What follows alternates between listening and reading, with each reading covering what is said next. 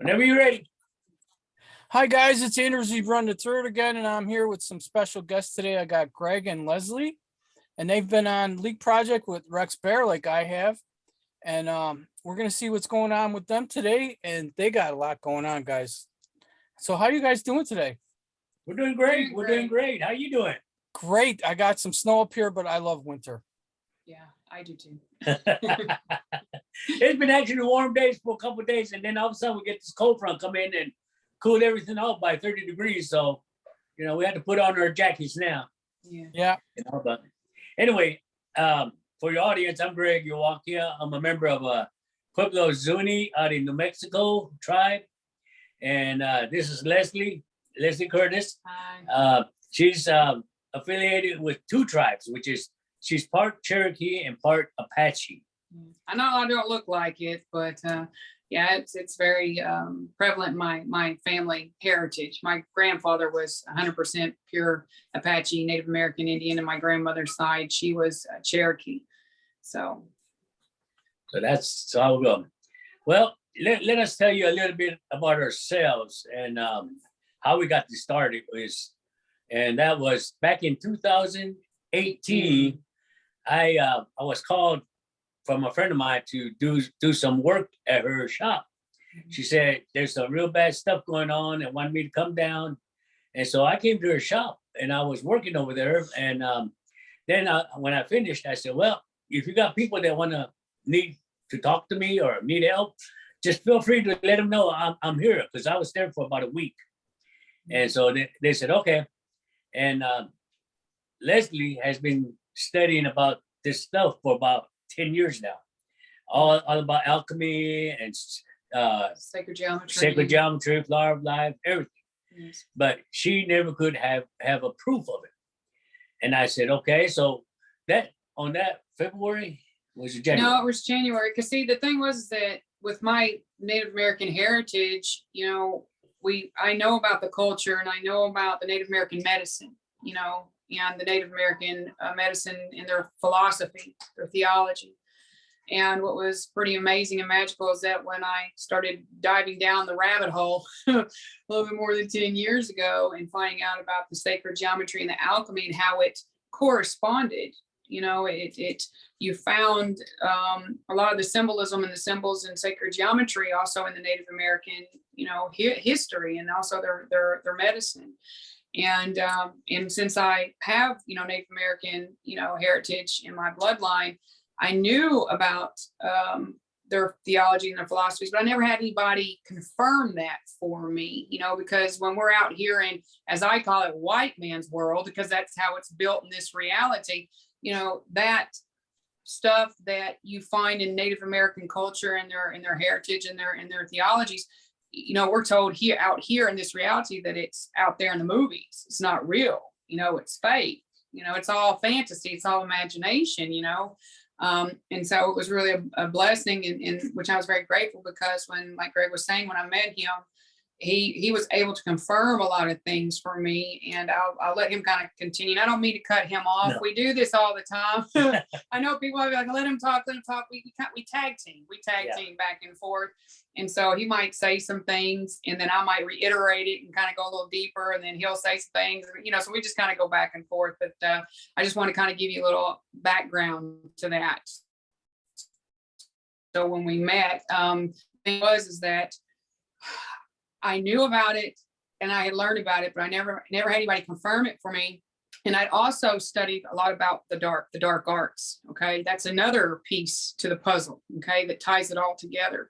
And that's why I'm really grateful and thankful that me and him have come together, because we tag team the dark. That's why we're here. Okay. And what we do a lot of things, but that's really why we have been brought together, is to bring this truth out to the masses so they can break free, from this 3D reality that we have been brainwashed to believe is really the truth, when really behind the scenes, no, while you're over here going to work and you're over here playing with your kids and you're over here building that 401k, they're behind the scenes doing their rituals and doing their dark arts. And the funny thing is they put this in our face out here, and it's kind of like a joke, it's really sinister when you really dive deep and you really start seeing this truth. And, me and Greg, this is every day because we're aware of it and we see it, and they use it as code. And the code they use is symbolism. It's a big deal. And that's a big part of alchemy too. And so, and it's really fascinating when me and him get together, is that, he confirms a lot of things for me, and then I confirm a lot of things for him. And so we're able to get out here and share all of this with you guys because it's very fascinating. It's very mind blowing. But it sets you free. It sets you free. And once you understand what we teach and why we're here in our mission, man, you become so powerful to where you become a master alchemist. And that's basically what he is. And that's what I was searching for. I didn't know that I was searching for it, until I was led to him and he was led to me. And so that's what's pretty amazing, is that when we met, though, I didn't realize that even though I had known all this knowledge and I had studied it, I didn't know that I was being attacked so badly. I was literally on the brink of death. Okay. And that's why I want to give you the background before he explains this to you, because when we met, if I hadn't met him, I wouldn't be here. I would be dead. I'd be dead and gone.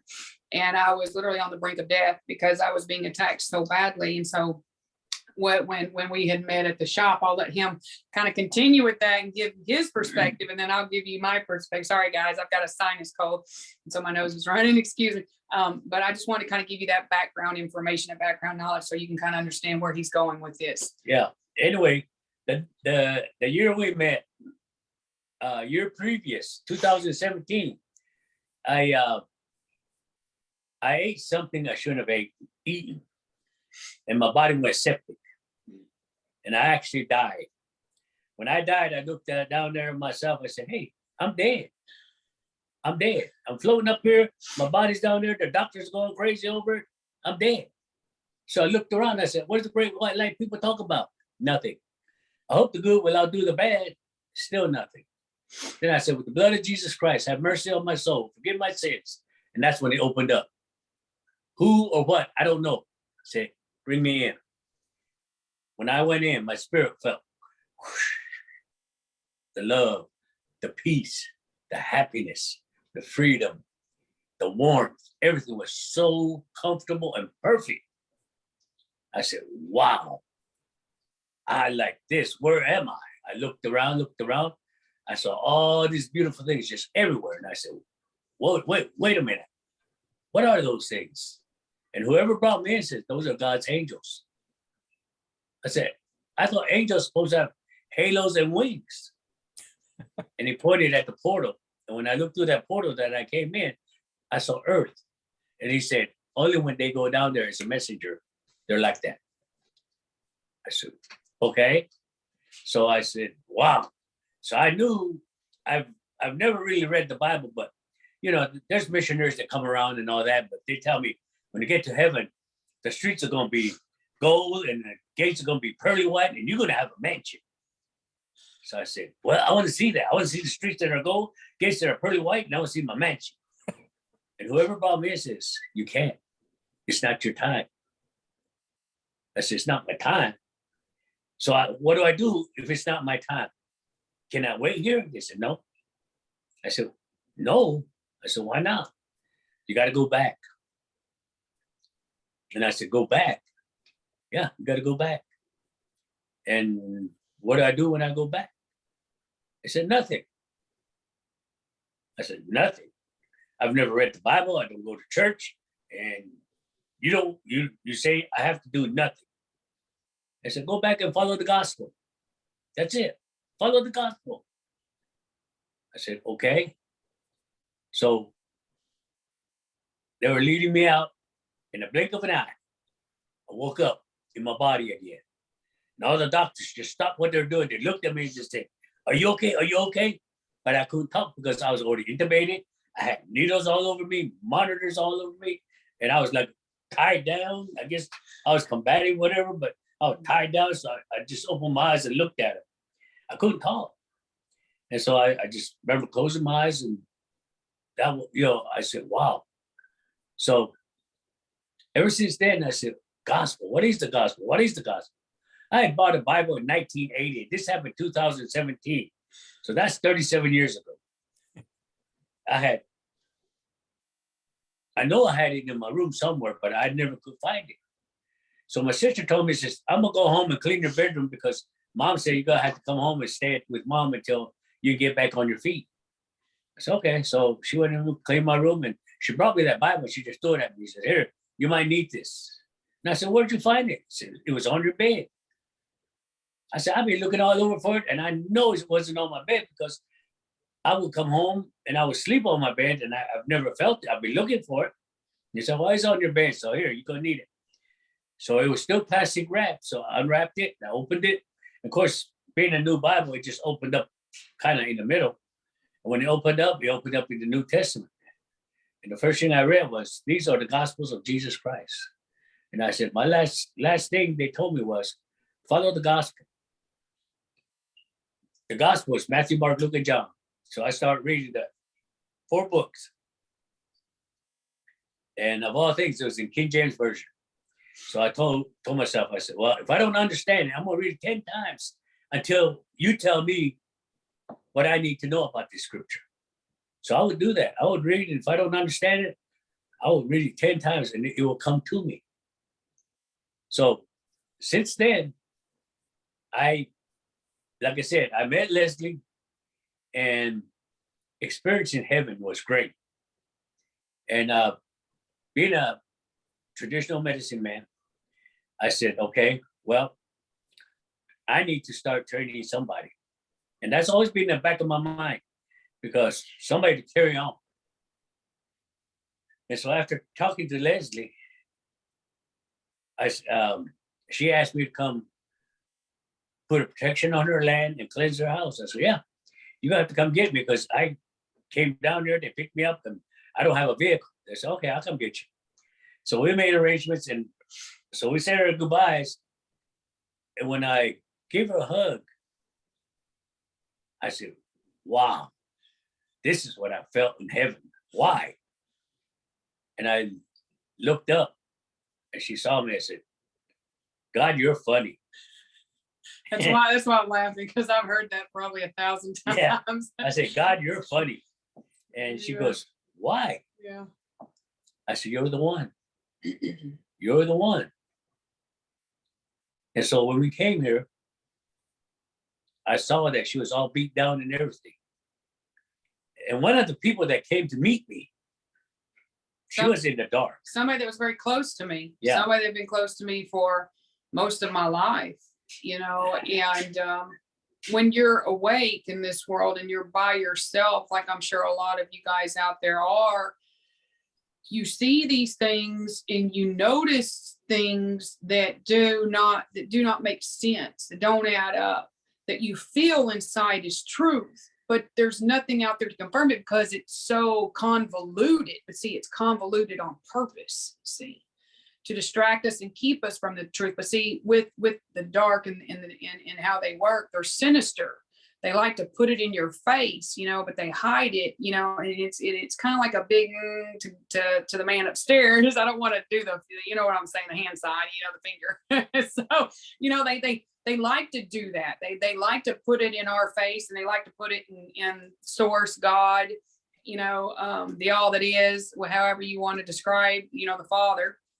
And they have to do that. And it's sad, because for us that are alone out there, that are seeing these things, that are awake and aware, I'm getting chills. I'm about to start crying. I can feel it, because that's the Spirit, coming down upon me and speaking this truth, is that it's very lonely and it's very suffocating, because when you are an awakened warrior of God, Father, the source, and you see these truths and these things do not feel right and they are going on out there, it's a hard battle, because you're by yourself. And that's why I was so grateful, because I was awakened. I knew all these things were going on, and I had seen them. I had studied, and I was aware, but there was so much darkness around me that was pounding on me, trying to get me to believe that I was not, that I was wrong, that I was crazy, that what I'm seeing, what I'm believing, and what I'm thinking, if I spoke it, or if I try to explain it to these people that were around me, that I thought were my friends, that were my family, that were close to me, and they're sitting there basically telling me that I'm crazy and that I'm wrong. So I stopped talking about it to them. I would just do it behind the scenes. I would just keep all this in and I keep it to myself, so when you're sitting there by yourself going like, I know I'm not crazy. I know this is real. I know that this is true, but you got all this darkness around you that's pounding on you, beating on you, telling you, no, no, no, no, no, no. Well, the reason why is because they're the ones that are out there behind the scenes doing all this darkness and doing all these rituals and doing all this witchcraft and satanic, rituals on full moons and doing all this and attacking you. And they're the ones killing you when you're the one that's awake sitting there going, oh my gosh. So, that's what was beautiful about when I met Greg and he was brought into my life, by father and by mother, it was on purpose because he was able to confirm for me, which I had figured out and believed that this person wasn't right, that they were not of the light, that they had a demon. Okay, that's the truth. Just a demon, just a plain out demon. Okay, we're just going to get in layman's terms. We're about to get deep. I hope y'all ready to go down this rabbit hole because this is where we're going. So, no holds barred, right, Andy? Because that's what you told us. So, Right. So, because we're not censored here like we are on YouTube. So, I had already called this person out because the demon actually showed itself to me months before I'd met Greg, and my mother was here, or my mother was there when it happened, and the person I'm describing, their face literally contorted, their mouth contorted, like Greg says, into like a Joker mouth. Yeah. And their head went down, and when it came forward, I saw it. Greg laughs at me because he's a medicine man of over 50 years. He's all calm and laid back. And I am calm and I can be serious, guys. Okay. I've been a CEO of companies, been a professional athlete. I know when I need to be serious, but man, when it comes to exposing the dark and the devil and coming up against the dark, it just lights a fire in me to where I just light up and I'm like, oh my God, like I see you. And I literally ran it out of my house. Like literally, like I called it out and I ran it out. My mother's out there going, Lesley, calm down. And I'm like, no. I'm like, get out. I see you because this person's going around saying they're a healer, that they're out there counseling folks. They're going out there and laying their hands and teaching, the unknown masses out there like you and I and those viewers that are out there that are unknowing and just want to find, a place to belong, to express their gifts that were given to them by the divine, because you're a healer, you're an awakened warrior, and you want to get out there and shine, but you don't realize that it's saturated, with the darkness. And so you're unsuspecting. And that's why I was unsuspecting, because these people were very close to me. I mean, very as close can get, and have been for an extremely long period of time. And come to find out, they were the ones that were performing this darkness to attack me, to destroy me, because they were reaping the benefits off my spirit, off my essence, off my soul. And as we get closer and deeper into this, when we get into the alchemy and the sacred geometry, that's what it's all about. Okay. And so when he met me, that's why I'm laughing, because I was so grateful and thankful that he came and I brought him to the house, and he knew that I was sick and I was dying, but he wanted to find out why I was so sick and why I was being attacked so badly. And that's why I want to give you kind of some background to this. So when he explains to you, when he confirmed that to me, my reaction is because I had already, seen the truth and I'd already called it out. But then it was, after I called it out and they left, everybody turned against me. Everybody came against me like I was crazy. You know what I mean? But I knew the truth, but I was by myself, see? And it was a very lonely road, and like I said, it almost, like I said, it had me close to death. And so I was just grateful when he came. So I was able to bring him here because I knew that I needed the house to be cleansed. I need to be cleansed. And I knew I just needed some help. And so that's why, I was able to bring him to the house, thank God. And I'll let him finish, but I had to give you guys that background information to that. Yeah. So I came here and the first thing I do is I like to meet the people who I'm dealing with. Yeah. So we sat down and we were down, and this person sat right next to me. And she started saying, you're sick. And I said, I am. He said, yeah. I said, how do you know? He said, because I froth when people are sick. I froth. And she was frothing out some spit and put it in a paper I'm towel. pulling this off of you. Yeah. I'm pulling this off. Yeah, This means I'm pulling she was frothing at the mouth and it's like white foam and saying that, oh, you know, when she was sitting beside you, it's like she's even told me this when she was out helping clients, said, oh, I'm pulling this off of you. I'm pulling the darkness and the toxins and the darkness out of you. And so she would literally be white foam coming out of her mouth and she would put it on you and say it was you coming from you. Yeah. Yes. So when yes. she did that to me, yeah, I knew that wasn't right. That wasn't right. And I knew it too, because, you know, as much as I'd studied and much as I know, I knew that when the human body is a host for a demon, the devil works counterclockwise. So it pulls, it takes life. Okay. It pulls it down. Like, you know, if you pull a plug out of a bathtub and it goes counterclockwise and it sucks down, it pulls down, it takes. So when a demon gets into a human body, that energy is going counterclockwise and it's pulling down, it's taking the life out of the body. So the body starts breaking down. See, the body starts breaking down, starts looking really sick. Their color starts getting really gray. Their teeth start falling out, you know, the frothing, the foam. So I was like, and he laughs at me because I get so serious about it because, you know, I'm like, I knew that it wasn't right when they're sitting there trying to pound on me and pound everybody else around me. And I'm talking about literally pound on me. Oh, no. This is healing. I'm healing. You have this darkness. I'm getting this out of you. And it was constant. It was all the time. You know, and so you think after you hear somebody telling you that over and over and over, they're trying to get you to believe that. And so when you're by yourself, you're sitting there, you kind of have those moments of doubt. It makes you doubt your abilities and who you are, especially when you're by yourself. But that's why I'm having to explain it to you. And so he'll finish. Sorry, guys. I just get excited. He laughs. So. Well, so she was doing that. And I knew it wasn't right. And I could feel her cold energy right next to me. So the first thing I did was I rebuked the devil. I know that with my words, and when I do exorcism, I use the same thing. I get my energy all fired up, and I say, Satan, in the name of Jesus, be gone. He's doing it mentally. And he's doing I it was doing mentally. it mentally. He wasn't saying it out loud. Sitting next to He her. was just doing it mentally. I did it mentally. Yeah. And she just got up and left. Yeah, it wasn't even a minute. And there was other people here, guys. Yeah. There was other people here. So he had to do this mentally. And it was because I didn't know this at that time, but she had said that to him and there was only a few minutes went by, less than 5 minutes had gone by since she started doing that. And she asked him about that. She literally was like, oh, I got to go. I got to get going. It was so great to meet you. And she gets up and grabs her and she leaves. See?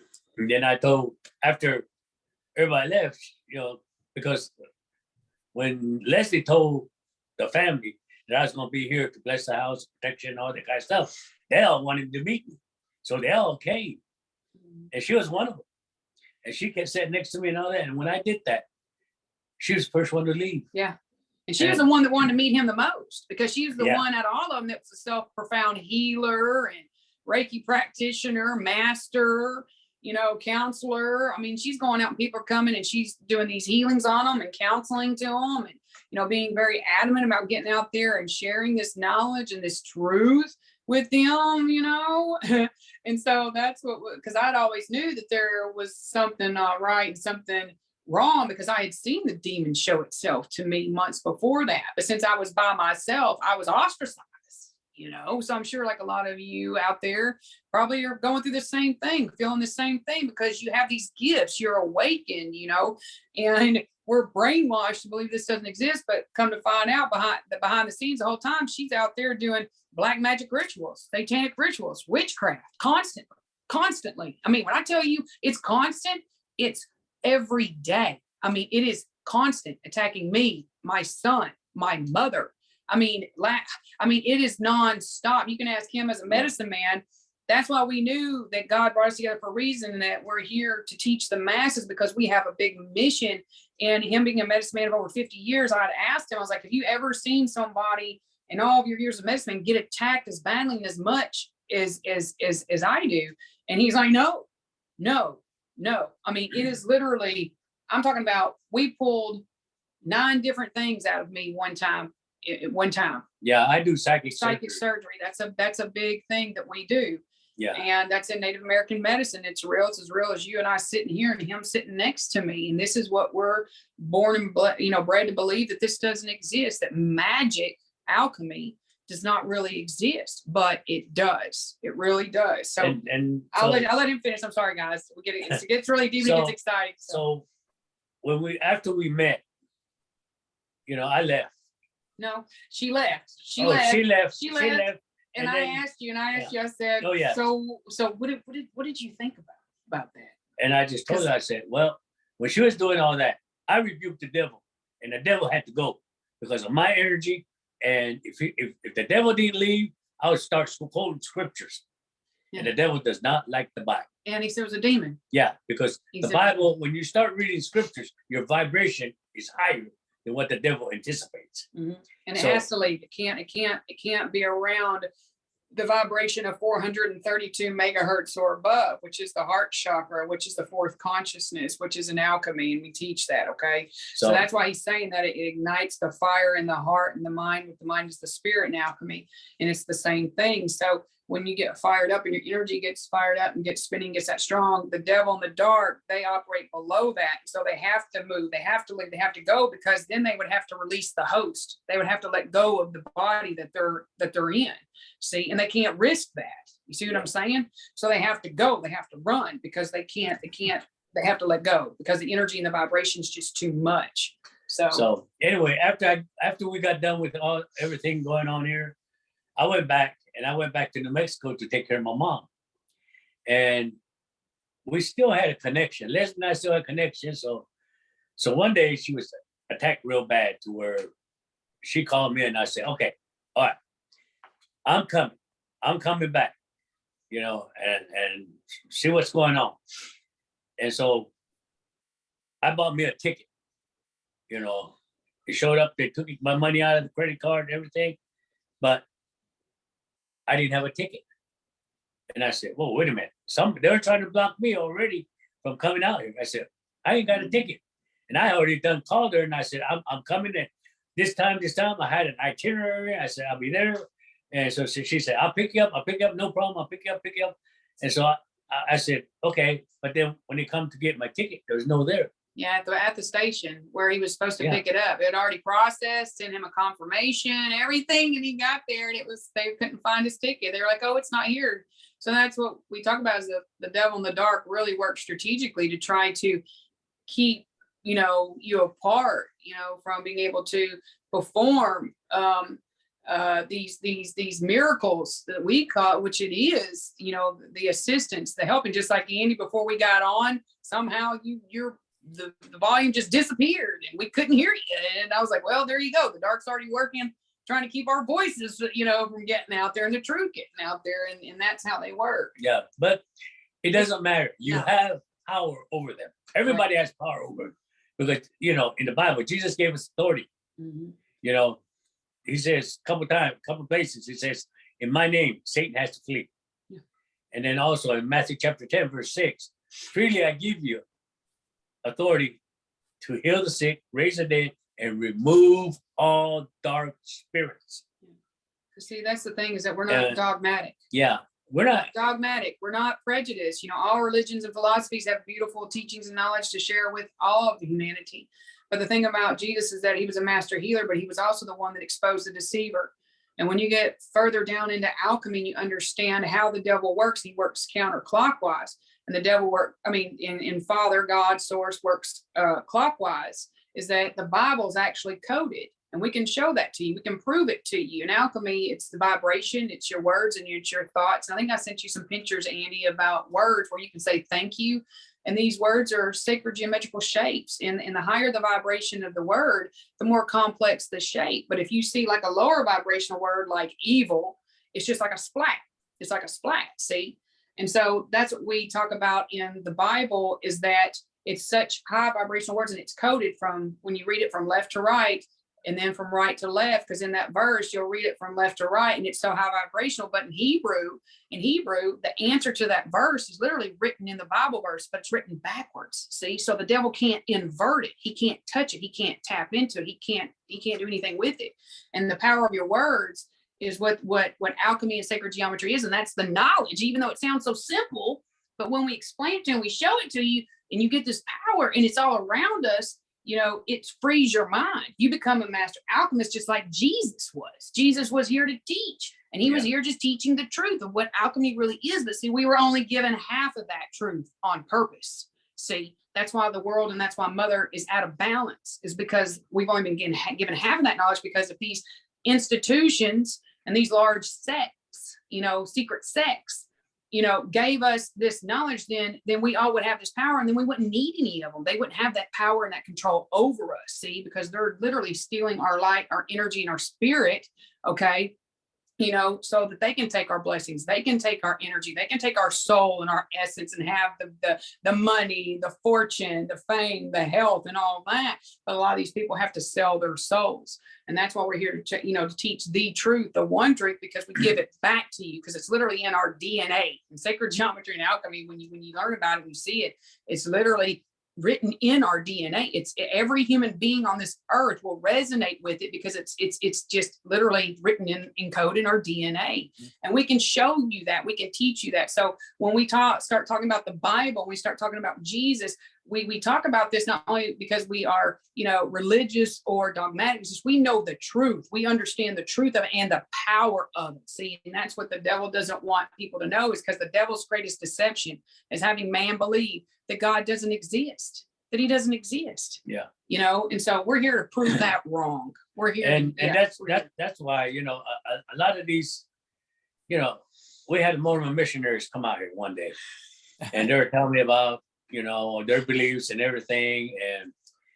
And I said, y'all beliefs come out of the Book of Mormon, right? So yeah. I mean, look, it says right here that, you know, when you die and you're not baptized, your brother can be baptized on your behalf. And I said, okay.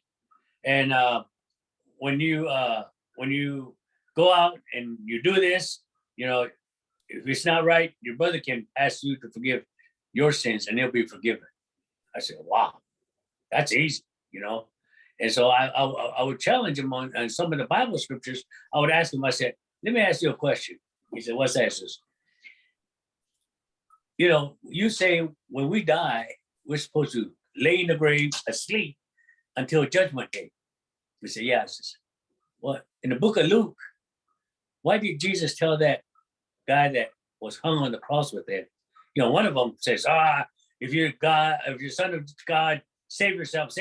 And the other one says, I know who you are. You are the son of the living God. And when he said that, he came from the spirit of his soul to where Jesus looked at him and says, on this day, you will be with me in paradise. He didn't say you're going to go to sleep and I'm going to come back and get you. He said, on this day, you will be with me in paradise. When I literally died, and I said, forgive my sins, have mercy on my soul, boom, opened up, and I was let in immediately. I didn't have to go to the grave and go to sleep and then have them come get me. So I asked him, I said, why is that? And you say you have to go, well, you can believe that all you want, but I mean, I'm sorry, you know, I mean, so the next time they came, they brought a bishop. You know, because they brought a hired man, you know, and he's supposed to, and so I said, all right, they bring more ammunition, I bring more ammunition. I brought my Bible. I said, this is my sword, this is my spirit. So I started reading scriptures and everything, and I finally looked at that bishop and I said, I'm gonna tell you one thing. He said, I'm gonna show you one thing. And I want you to explain to me why you believe in it. He says, what's that? I found a picture of the founder of Latter-day Saints, Joseph Smith, standing, getting a picture. I guess they did a portrait of him. And guess what he had on? A Masonic ring. Oh, no kidding. Yeah. I said, that's why the women aren't allowed in their Mormon tabernacle. It's just like the Vatican, just like the Masons. They downed the women. Yeah. And I showed it to him. Well, I even called out a Baptist minister, preached thousands of people, way up there, big congregation. And they were all over the world. They were televising all over the world, and this church was like a mega church. Mega church, yeah. huge church. Huge. And he was just going at it, he had a Mason ring on. And I called him up. He had a local number. I called him up. I said, hey, you Pastor so-and-so? Yep. I said, you shouldn't be preaching. He says, why? I said, I saw your masonry. And I know about the Masons. When I first got out of the military and I was working, my Papa Matt, who was a good friend of mine, wanted me to become a Mason and start training me to be a Mason. I got the Mason book and I started reading it, their sacred codes, their sacred languages, their hand signals and everything. I memorized all that. And when it came to initiation time, I backed out. I said, this ain't right for me. People respect that. I don't care. It's not for me. So I backed out. They got mad at me. They were after me for a while. But I said, it's not me. It's not me. It's not native. That's how I used to get away with a lot. It's not native. They don't know what native is. It's like plead the fifth. Yeah. I'm native. Yeah, that's my, I'm I'm taking the fifth, I'm native. I'm native, I'm taking the fifth. But, so Yeah. they backed off of me. But I told that pastor, I said, I know about the Masons. Mhm. If you don't quit preaching, I'm going to call you out in front of all your congregation. I'm going to call you out. Well, a friend of mine that went to that church says, I don't know why, but our pastor just quit and gave a 2-week notice one Sunday evening and says, I can't preach anymore, just quit. And they were making millions and millions of dollars in that church because that's how big that congregation was. Had 3 services Sunday morning and 2 services Sunday night. And that auditorium could probably fit about 5,000 to 10,000 people. It's huge. That's how big it was. It was a big church. It was a big church. And he quit because I was going to call him out. He's afraid I was going to call him. I would have too. I'm not afraid. But after I showed that bishop that picture, he said, wow. And a couple of the missionaries says, wow, I'm going back home. I'm in the wrong field. I said, you're a generational teacher. He said, what's that mean? He said, your grandpa was a Mormon, your daddy was a Mormon, now you're a Mormon, now you're going to train your kid to be a Mormon. He says, well, that's what's expected of us. I said, get out, be different, find the truth. Find the truth. Yeah. I'm native. I should be out there with the feathers on my head dancing, but I know the truth. I experienced our Heavenly Father, the heaven, to where I am convinced. And it doesn't matter what I do when I go after the dark. I know I'm protected. I know I'm doing it right. Because I put my armor of shield on, and when I go talk to people, marriage is so bright. But before I get too carried away, but after I met Lesley, when I came back, and she had the knowledge, but she didn't know how to rejuvenate herself. I knew So- I'd been taught, how, protection and things like that. But when you're up against, multiple, you're just one against many, and they're performing these rituals and these rites to come at you and attack you. And they're taking your hair. Okay. They're taking your trash. They're taking things out of your house that you don't even know that they're taking to use against you, your children, your family, and they're doing it on purpose. And you're unsuspecting and you're unknowing and you're by yourself because, I had gone to church. I was raised Southern Baptist, guys. Okay. But I always knew that there was just something wasn't right about it. It just, and I had tried to go to many different churches. I do not knock different faiths. I could see the hypocrisy of it all. And I would see people that would say they were devout Christians, but their behaviors and their actions didn't correlate with the philosophy of Jesus and who he truly is. And so I was having a hard time finding a place to fit in, to find that truth, to give me that strength, to give me that knowing. And I had found God in Jesus and Mother back when I was competing in my fitness and figure competitions. And it was one of the most beautiful times of my life. And I was so naive because I was young in my early 20s, and I wanted to get all the way up to the top and go to the Olympia and be an IFBB pro and bring, the power of God and Jesus and to the people, and nutrition, because I was all natural and I competed all natural, and I won against, women that were on steroids, and I understood, whole food, natural nutrition, and I focused and I just stayed, in this mindset, and I just kind of got everybody and everything away from me and just was focused on that and stayed close to God and Mother and Jesus. And I had some support through my trainers, Pop and Nettie, at that time. And I was so thankful for them. And I was able to make it all the way to the top, to the top of the IFBB, and work for the biggest supplement companies in the world, been in calendars, been in all the bodybuilding magazines, and had fans all over the world, and was going to all the pro shows, and I had one of the best sponsorships in the industry, and all because of the power of my mind and my beliefs and that fire in me. And I was going to bring, my love of Jesus and my love of nutrition and fitness and vigor, because it was art. I was an art major in college, and it was like Michelangelo sculpting his David. It was different to me. And so I had a different point of view. I wasn't in it for the fame and the fortune and because the looks and looking good. It was art to me. It was beautiful, like the Greek gods of ancient Greece, and that's what I was sculpting. And but when I got up to the top of the industry and I saw how saturated it was and how dark it was, and going in there by myself, I was literally spit up and chewed out. And I was very disheartened because I got to really see the industry behind the scenes and what goes on behind the scenes. And they were basically leading the sheep to the slaughter.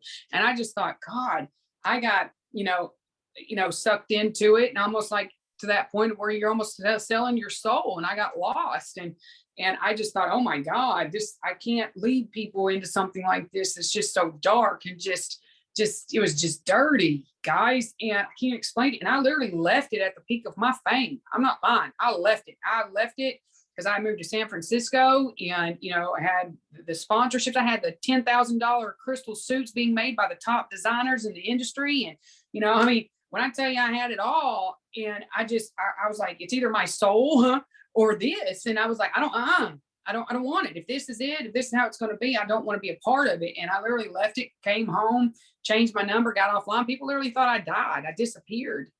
Mm-hmm. And that's when I started going down the rabbit hole and trying to find out there's something going on here at these top levels of these industries. Because I had seen in the medical field, at the top of the medical field, because I was in the medical field too, and seeing how the medical field ran at the top levels behind the scenes, and then going into the fitness industry and seeing at the top level. And I even had agents out of Hollywood coming after me, wanting to, be my agent and want me to go to these Hollywood parties. And I had bodyguards that were bodyguards of Justin Timberlake and Morgan Freeman, coming to me and wanting to represent me and wanting to bring me into that world. And, you see it, from a different perspective, and start seeing the insides of it. And I've been to LA and saw the things that went on behind the scenes that we don't really get to see out here. And I was just like, I'm sorry, I'm raised from the South. I know you can tell by my Southern accent, we have morals and we have values, but I was even sucked into that for a while and got lost because I was by myself.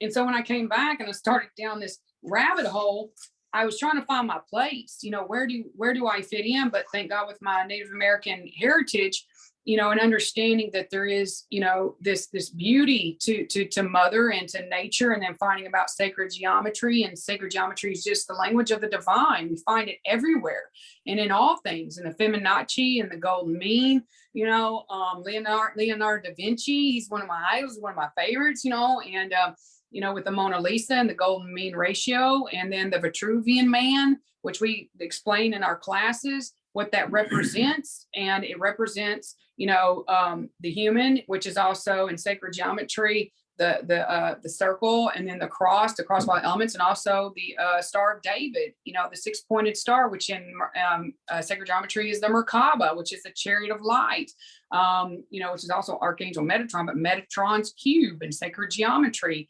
It's really fascinating, really neat. So when I met Greg, we were able to bring this knowledge together, because when you go into alchemy and sacred geometry, it goes all the way back to the Big Bang, but alchemy, it goes all the way back too. But the ones that really understood alchemy and that put it into practice and where it all bloomed and it really all began was in ancient Egypt. See? And so when I was able to share this knowledge with Greg, you'll be able to understand that once you start diving into this knowledge of alchemy and sacred geometry and finding that it comes from the origins of ancient Egypt, you're going to start being able to correlate a lot of similarities, with different religions and different theologies, because almost every religion and every theology that's out there comes from, alchemy in ancient Egypt and the Emerald Tablet. See? And the Emerald Tablet came from Thoth. Okay. In ancient Egypt, it was given by Thoth. In ancient Greece, it was given by Hermes. They call Hermes Trismegistus. And then in Rome, it was Mercury, and in Roman belief. So really, when you look at these different cultures and these different times in alchemy, it's all the same deity. It's all the same archetype.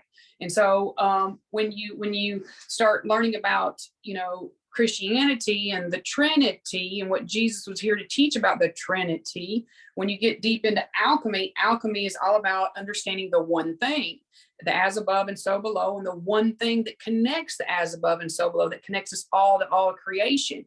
And, it's understanding alchemical principle, but to understand alchemical principle, you have to understand the three truths in alchemy, which come to be the alchemical triad, which is the alchemical trinity. Okay. And when you really start diving deep into it and you really start learning that, it's become so fascinating because you've heard of it in Christianity. You've heard of it as Christianity as the Trinity. You've heard of it in Ayurveda. You've heard of it in yoga as the mind, body, and soul. You've heard it in ancient Chinese philosophies and theologies, and Buddhism. Egyptian. The Egyptians, of course, the Egyptians. Yeah. I mean, it's everywhere, and we see this. Even Native Americans. You got father, mother, and us. Yes, and even in the Native American heritage, and their theology and where it comes from. And actually, the Native American medicine comes from ancient Egypt. That's where it comes from. And if you want to sit here and say, man, I'm not really sure about that, I don't really know if that's really true. Well, I've sent Andy a lot of pictures. I don't know if he can post them and show you. Well, if this isn't the truth, is that you'll understand that with alchemy and the three principles of alchemy, and when you get into the dark and the dark arts, is that before it was inverted, okay, by the dark, which is Satan, Set, Lucifer, okay, it was given by Thoth to Isis. Okay. Isis. I don't know if your viewers are familiar with the story of Isis and Osiris and Set. Okay.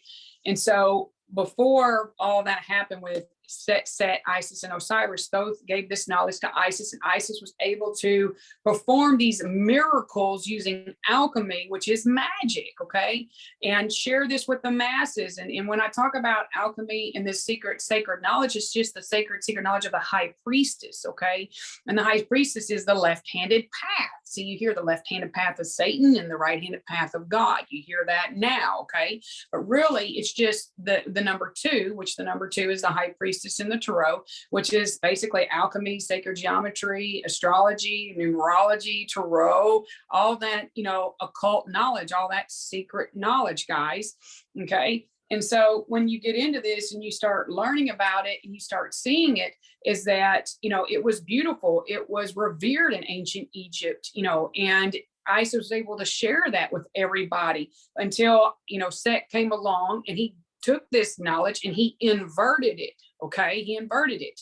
And so what happened is that since thousands of years ago, when he took this knowledge, that's why you hear now when people are saying, oh, astrology, numerology, tarot, alchemy, it's all dark, it's all satanic. Well, it's been saturated. It's been saturated for thousands of years. And so, like I said, it's been put in our faces, and they use this knowledge and they use symbols as codes. Okay. Now this is the Kabbalah pentagram. And the reason why I sent that to you, Andy, is because what the pentagram represents, it represents the human body. Okay. That star. When you hear somebody say, oh, you're a star, you're a star, you're a star, you literally are a star.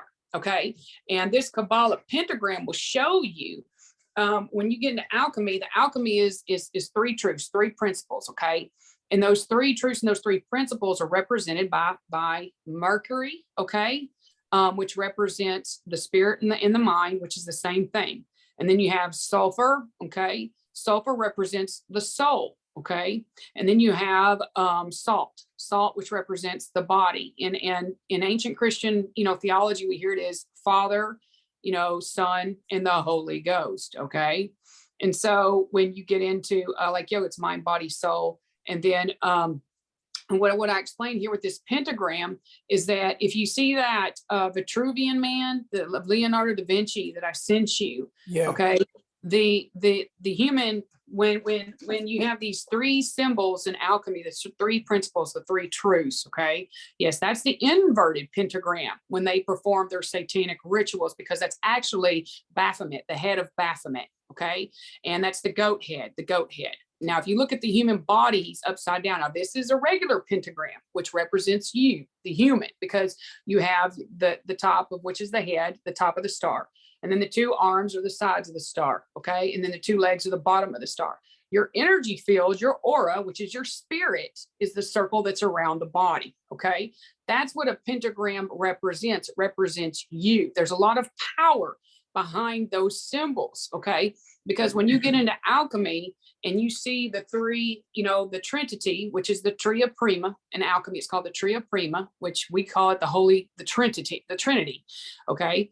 Like I said, it represents, the soul, the mind, and then the body, okay? Now, you also see this out in society with a circle with a triangle inside of it as well, okay, or a circle with the cross inside of it. In ancient Christianity, it was called the cross of all elements, the Christian cross. You'll see it in the old pictures of Jesus Christ, where he's got the red cross behind his head with a circle around it. That's the alchemical cross that represents north, south, east, and west, fire, water, air, and earth.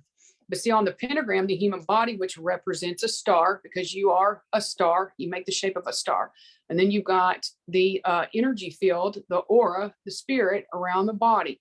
Now, in alchemy, these symbols represent things, okay, and they're code words, okay, because when you take something that's a thought, okay, and you speak something, you have to bind it to this earth, to this reality, okay? So you take something that's a thought or a word that's spoken, and then when you write it, you bind it to this 3D reality. Does that make sense? Where you're calling it into form, okay? Mm-hmm. Because when you get into alchemy and you're speaking these words and you're thinking these thoughts, they're sacred geometrical shapes, and they're either tightening your energy field or they're loosening your energy field, okay? So righty-tighty, lefty-loosey. I know this gets really deep, guys, but we teach this in our class, and I'm telling you this for a reason, because this is real. This is real as you and I sitting here and Greg sitting next to me. It's very fascinating because we see these symbols and this symbolism all around us, and they use the alphabet, because if you go back in time to when we human beings, to the beginning of dawn of time, the way we've always communicated is with symbols, right?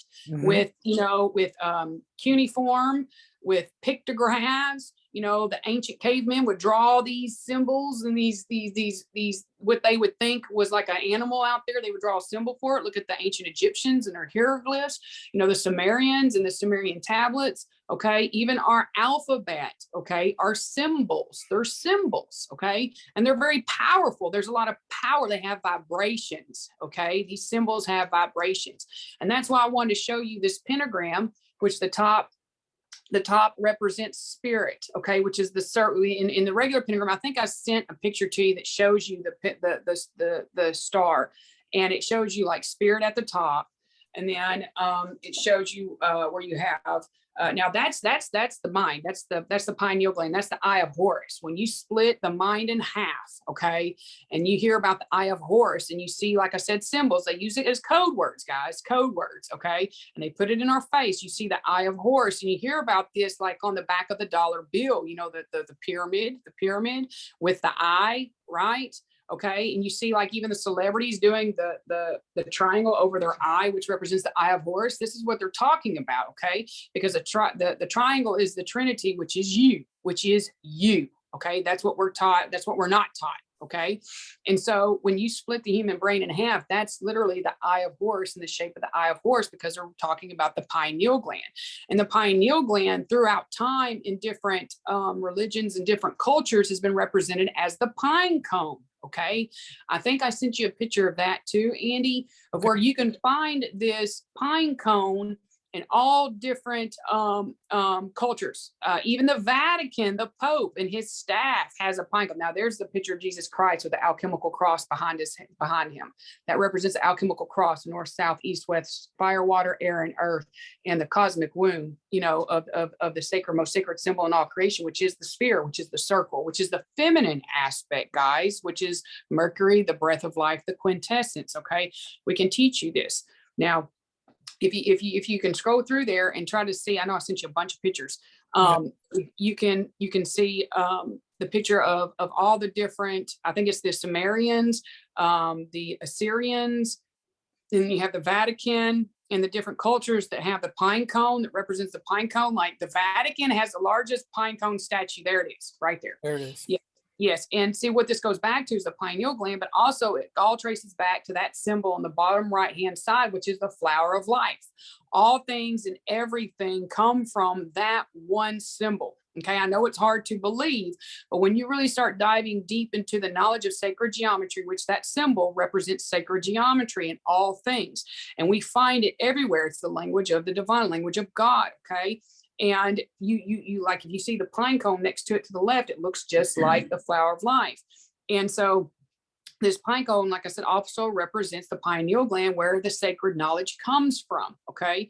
And we see this pine cone all over in the different cultures, all over the earth. But see, like I said, the Vatican has the largest pine cone statue in the middle of the Vatican Square. Why is that? You see it in ancient Egypt, you see it in the Assyrians, you see it, like I said, over in Asia, and they have it on the Vatican, the Pope's staff. Why is that there? Well, because they know this knowledge, because they only gave us half of it with Father, Son, and the Holy Ghost, and then they keep this sacred secret knowledge to them, while they're behind the scenes, keeping all that sacred knowledge and doing all these rituals and all these rites and only giving us half, because that's why it's out of balance. That's why Mother Earth is sick. That's why she's sick. And that's why we're here to help, because the feminine aspect has been taken away, because in like I said, in numerology, and also in the like you hear it, the yin and yang, you have the positive, the negative energy, you have the masculine, the feminine energy, you have the active and the passive energy. Now, this is the interesting right here. This is what's interesting, is those pictures right there are water droplets, and those water droplets will show you that they're different vibrations, different frequencies, okay, that are placed into the water droplet. And what you'll see is that the higher the frequency goes per water droplet, the more complex of a sacred geometrical shape you will see. Okay. And that's what we talk about in your vibration. Now, that's the golden mean. That's the golden mean ratio. You'll find it in the human zygote, in the human baby right there. That's the golden mean in sacred geometry. In alchemy, that is the one thing. The one thing makes up three things. And it's like a cycle. It's a cycle. It's a repetitive cycle. And you'll see that throughout, in nature. And that's also in sacred geometry. And see, in alchemy, this one thing is made up of three things, but you'll find that these three things are found in everywhere, all over the world, and in all things, in the heavens above, to the ground below, to within our human body. Every plant, every animal, every human being, every rock, every cell is made up of these three things. And see, these are sacred geometrical shapes of water that were spoken, okay, words that were spoken. And so there's so much truth to what we teach, and it gets very, very interesting, is that's why the dark set, if you want to call it, has built this reality to pull us away and pull our energy down, okay, so that our energy spins clockwise, and it tightens our energy and tightens our aura, okay? And the higher the vibration and the higher that your mind, your body, and your spirit is vibrating, the less the dark can get a hold of you, can get a hold of you, and your energy opens, and it loosens, because when the vibration is below 432 megahertz, which the movies, the music, the food, the air we breathe has been saturated to keep our energy loose and to keep it spinning counterclockwise, so that once it's open, the devil and the dark, they can get into you, they can tap into you, they can use you or possess you or attack you with these rituals and these ceremonies that they perform behind the scenes, to where once they get a hold of you, they can use you or they can destroy your life. And that's why me and Greg teach what we teach, because when you get your energy fired up so strong and so fast and it's spinning so fast, you literally become a ball of fire. Okay, you literally become like a literal ball of fire, and the devil in the dark can't get a hold of you. They can't touch you. And that's when you can walk on water. You can walk on hot coals. Greg has walked on hot coals. I mean, he can tell you about it over in India. Even the Indian guru asked him, like, how did you do that? Well, in Native American medicine, they understand the philosophy. They understand the fundamentals of alchemy and sacred geometry. And it's passed down, and it's passed down through their ceremonies and also through their songs. Guys, their songs are very powerful. Prayer is very powerful. When you pray and you're speaking these positive words, over water or over, somebody else, if you're praying over their spirit, over their mind, you're washing them clean. It's tightening their energy, it's tightening the aura. And that's why when you see in that Kabbalah pentagram, you'll see the caduceus right there. That's the medical field symbol of the caduceus. And that is from Mercury, from ancient Rome. That is the staff of Mercury. And Mercury in alchemy is the prima materia. Okay. And that is also what Mercury represents, is the feminine energy. Okay. The fire of the Kundalini energy that goes through the chakras, all 7 chakras. And in alchemy, you have the prima materia, which is Mercury. Okay. The one thing, Mercury. Well, what happens with Mercury in regular alchemy, you have seven metals. Okay. And it's all about turning lead into gold, transmuting lead into gold. Well, really what they're saying is that you got to remember, these are code words, guys. Okay. Code words. It's coded. So Mercury represents the mind. Okay. The mind, which is also the spirit in alchemy. We'll teach you that. And what happens is that you're transmuting the 7 metals, which really the 7 metals are the 7 levels of consciousness, which represents the 7 chakras. Okay. They're coded. It's all coded. It's secret. And so when you look at that caduceus, you'll hear the alpha, the omega, right? The alpha, the omega, as above, so below, right? What they're meaning, if you look at the top of that pentagram, it represents you. You got to remember, symbols are code. Okay. They're code words. And that pentagram, which is a star, represents you. If you look at the human face, the eyes, okay. And if you look at between the eyes of the human face, you have the nose at the top of the A, in the middle of the top of the A. Well, that line, what does that line represent in the A? Your mouth. You see, as above, and then so below, which is the omega, the alpha, the omega, as above, so below. So when you're speaking, because in between that line on the A, which is your mouth, what's inside your mouth? Your tongue, right?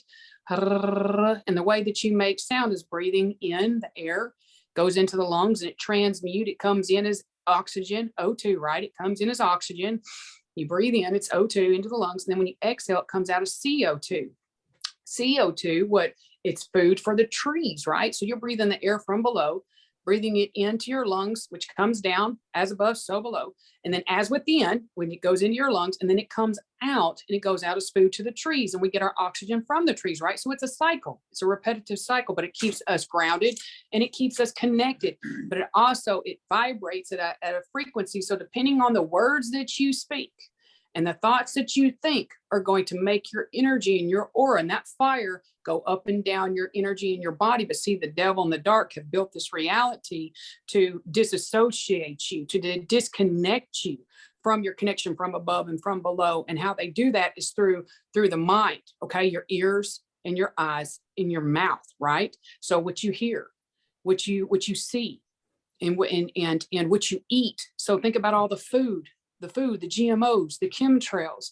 If you think about the movies and the music, why it's so saturated with so much heaviness, so much darkness, so much sadness, so much fear, so much, guilt, so much shame, right? Is because he's trying to get to your mind, which is the prima materia in alchemy. And when he's doing that and he's bringing your energy down, it's opening your energy to where they're able to get in and get a hold of you and control you from your mind, to where as above, so below, you're standing strong over above, as above, so below, you're standing strong over the below, which is the lower chakras, the lower 3 chakras, which is the animalistic behaviors, which is the survival behaviors. If you look at this 3D reality that's been built, you know, that's where we all live, is in this survival mode, this fame, fortune, greed, materialism, you know, hypersexualization, aggression, which is the distorted masculine and the distorted feminine, right? And so it gets really interesting, guys. I know I can get really deep and really, you know, it really gets very, it's very mind-blowing, but it's very true. And the reason why we say this is very true, because you'll see this out in society around you, because they can't do what they're doing without putting it in our face. Because I told you it's codes, and I've sent you some pictures that there's truth in what we speak. Because when you go back to ancient Egypt and you go back to the story of Isis, Osiris, and Set, there's the Vitruvian man. And you'll see all these sacred symbols and the sacred symbology of the Vitruvian man. Okay. And you'll see it, you'll hear in alchemy, it's called the squared circle, which is the circle with the triangle, with the rectangle inside the square. And then you'll see the circle inside the rectangle. A rectangle, I'm sorry. And what that represents is the philosopher's stone. Okay. And that's like the magnum opus. That's like that's finding the elixir of life. Well, the elixir of life is the Kundalini energy. It's the sacred sexual energy. It's the actually, when you get down to the roots of it, guys, it's the orgasm. It's the semen. It's the sperm. It's the it's the orgasmic fluids. It's the sexual fluids. You know, the sexual energy is the most powerful energy in the world. And when you get down into the darkness and the rituals, the sex magic is a big thing. It's a big thing. It's a big deal. And pagan rituals and pagan rites. And we know this because we've done extensive studies, and Greg backs, you know, that up with the, you know, the understanding of the Native American medicine and things like this. So this stuff is very real, guys, because they put it right in your face. And what we speak is the truth, because when you look at ancient Egypt and the philosophy of alchemy and what Isis was here to teach, when Set wanted this knowledge and he wanted to be king, he wanted, you know, to get rid of Osiris. So he murdered Osiris. He cut him up in many, many pieces, and he threw them out around Egypt. And Isis had to go find all those pieces. And what she did, she was able to find every piece except for his phallus, his penis. Okay. And so when she created that using alchemy, okay, which is the magic, which is the knowledge. Okay. And so she was able to recreate this phallus and his penis so that they could, you know, have a child, and she was impregnated, and he was brought back for that one night. And then he had to be sent down, you know, to the land of the dead, to where he became king of the underworld. And so you'll see that this knowledge being represented as Osiris's penis, which is the phallus, which we see it nowadays in our society and our culture all over the world as the obelisk. The obelisk. Okay. It's the power of the penis, which is the power of the knowledge of ancient Egypt, which is alchemy, sacred geometry. And you'll see this in these obelisks everywhere. And I sent you pictures of that, Andy. And you'll see the biggest obelisk there is, which is in Washington, D.C. You know, the National Washington Monument. Okay. Now, this is locally around here, guys. This is a cemetery. Okay. These obelisks, and if you'll see, there is the symbol. If you go up, Andy, that really tall, big obelisk right there, there is a symbol on it that you'll see that's the Freemason symbol that has the compass and the ruler, which is the compass is the circle and the ruler is the square, okay, and which represents alchemy, okay, and the symbolism of alchemy. And the obelisk, like I said, represents Osiris's penis, which is that sacred knowledge of understanding the alchemical tree of Prima and the Prima Materia, and understanding how to put that in practice out in the reality, because the whole point of alchemist was three things, okay? And those three things of becoming an alchemist, let me find my notes, guys. I know it can get really, really serious, but it's very interesting. But there's a big point that I'm trying to make, because when you see those that are very serious about the alchemical art and those in the Freemasons, their three main goals was to create the Philosopher's Stone. It was a legendary substance capable of transforming lead to gold, giving eternal life. 2, creating an elixir of eternal youth and health. And then 3, to transmute metal specifically into gold, which helps them achieve to become incredibly rich and famous. Okay. So when they become an alchemist and they understand this knowledge, it gives them eternal life. It gives them fame, fortune, riches, power, money, wealth. Okay. And that was the whole point. And that's what they did, is that they only gave us part of this knowledge while they kept the other half to themselves. And only these ones that are allowed to receive this knowledge, most of the time for those to receive this knowledge, they have to sell their soul, right?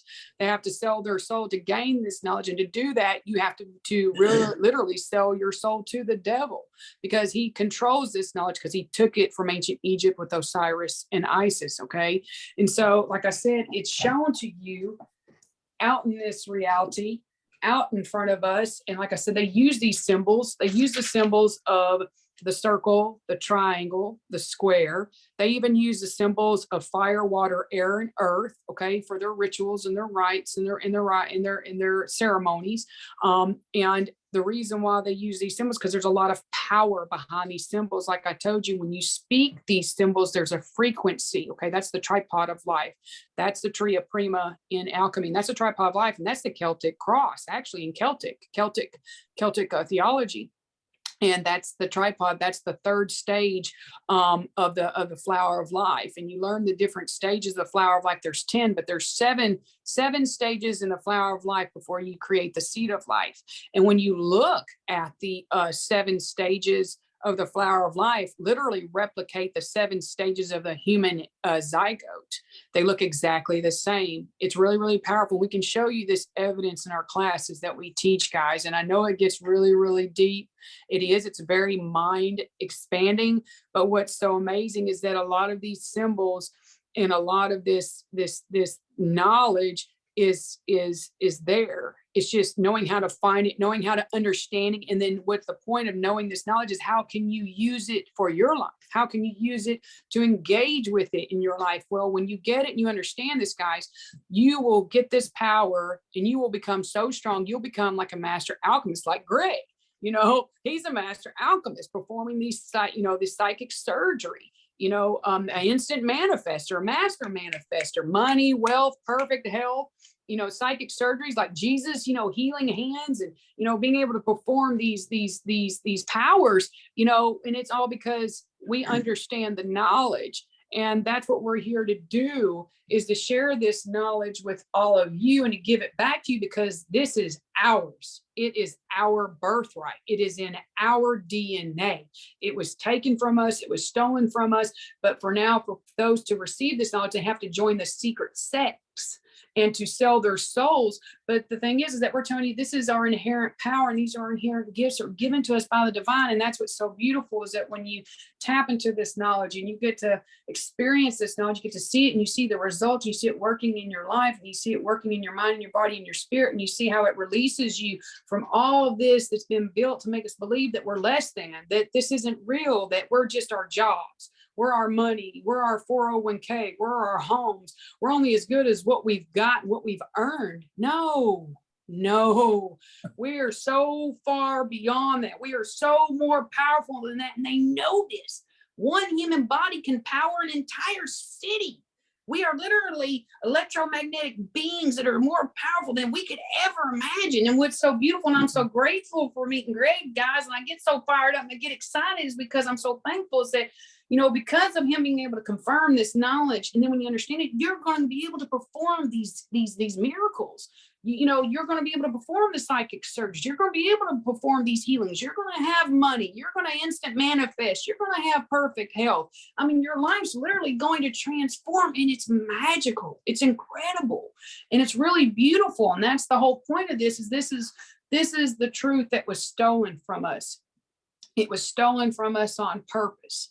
And that's why me and Greg are here, is to give it back to you guys, because this is our inherent truth, and it's our birthright.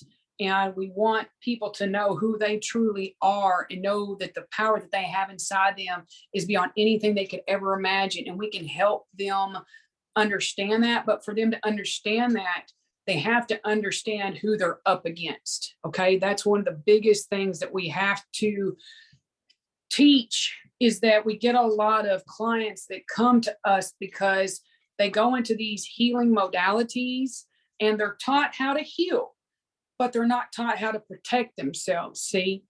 And so we get a lot of clients that come to us that are very, very sick, that are very broken down, their bodies, their lives are just in utter chaos, and they're not understanding this because like before I met Greg and he was able to confirm all this, I was just like them. I was getting all these different things and, you know, trying to try out all these different, you know, healing modalities and these different art forms in the metaphysical world, but I wasn't understanding that they're saturated and I didn't know how to protect myself, right?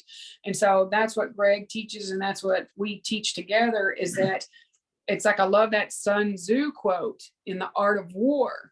You know, when you know that enemy and you know yourself, then you can win 100 battles. But if you only know yourself and don't know your enemy, you're going to win a battle, but you're going to lose one. But if you don't know who you are, and you don't know yourself, and you don't know your enemy, you'll never win, period. And like I told Greg, I can sum up the entire world into that one quote. And it's true. Because if you look at the masses and you look at the world, that's why the world's in utter chaos, you know, because he's had man believe that he doesn't exist. You know, the devil, he thinks, you know, he's built this reality to disassociate us and disconnect us. But like I said, there are those few out there that kind of have an understanding of spirituality and kind of have an understanding of there's something outside of themselves that's greater, that's bigger than them, but they don't know how to protect themselves. And so they're getting attacked. But most of society, you know, is in the bottom part, the last part of that quote. They don't know who they are and they don't know who their enemy is. So their lives are in utter chaos. Their mind, their body, their spirit, their health, their finances. I mean, the suffering is immense. You know, just look around, watch the news. You know, I don't watch the news. It's on purpose. The darkness is there on purpose to bring us down and to weigh us down and to destroy us on purpose. And so that's why me and Greg we know it's time. We know it's time for us to get out there and to teach this knowledge and show it to you guys, because Mother's sick. She's dying, and we are the blood cells. We are the blood cells of Mother Earth. And when you get into the alchemy and the sacred geometry, will show you that she literally is a living, breathing entity. We come from her, you know, and she is suffering so badly. And so the thing is, if you look at the human body, if the blood is diseased and if the blood is sick, then the body dies, the organs shut down and the body dies. So if we're the blood cells and we're the life, you know, in the blood of Mother Earth, and we're sick and we're dying, she's dying. You see what I'm saying? And nature is not going to let that happen, period. So that's why we, as being Native medicine men and women, we have this pressure, this push to come out here and share this with you guys, because since Greg has come into my life, and I don't mean to take over this whole meeting and this whole podcast right now, but I guess Spirit and Father and Mother are really pushing me to tell you guys all this, because you guys need to know is that since Greg has come into my life and he's shown me this, and I've been able to confirm what I know with his psychic surgery and his knowledge, I'm able to perform psychic surgeries now. I can perform psychic surgery. I can perform magic with my own hands. I've been able to, you know, get my mind, my body, and spirit so strong and so fired up. And that's why it gets Greg so excited, is because now he's finally found somebody to pass this on to that can take it and be dedicated and share it. And so the beautiful thing is that once you get this knowledge, we can share it with you to where you can become a master manifester. You can become an alchemist. You can have the perfect health, you know, the healing abilities, the gifts, and you'll be able to protect yourself. Okay. And you'll be able to live a life free of the toxicity that's been built out there to weigh us down and disconnect us. Okay. So I know I got on a long tangent there, but he was showing all the pictures. And as we go, I was wanting to explain this so that you could see that it really is out there. It's put in our faces and it's there for a reason. I think I even showed you a picture that there's a house that's not too far from where we live that's on this big plot of land. And you know, their house sits up on a hill, but they've got this lake, this pond to the right of their right of their house. And it's this big lake, right? This huge lake. But right out in the middle of that lake, there's a little bitty island and a 30-foot tall obelisk. Concrete obelisk. Right out in the middle of the pond, you know, right beside their house, out in the middle of, you know, in the city, because it's kind of right by in the middle of the city. And you're just kind of like, what is that about? Why would they have that out there? Well, it's on purpose, because those obelisks are also like acupuncture needles. Because if you look at the human body, and I tell you guys that Mother Earth is a body, okay, is that those obelisks act as a acupuncture needle. And what the acupuncture needle does, that when you place that into the human body, it sets the energy right. It helps the energy flow. It helps the blood flow right in the right direction. It gets the energy field of the human body in alignment so that it flows better, it works better, right? But see, when they're out there doing and performing all their rituals and their ceremonies, and they do this in our face at really big events like the Grammys, the Super Bowl. I can even break a lot of those down for you to where they put it literally right in our face. And they perform these rituals counterclockwise, because if you think about all the people that are there that are watching, all that energy, all that power that's flowing is going up into the Earth's atmosphere, and it keeps the energy of Mother Earth flowing in a counterclockwise a rotation. Okay.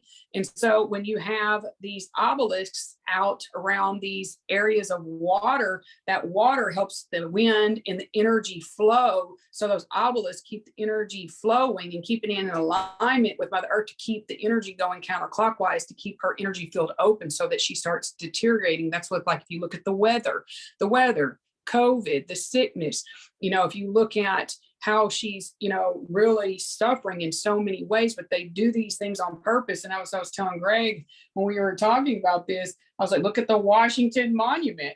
The Washington Monument has the pond, that long mirror. What did you call it, Andy? The reflecting pool.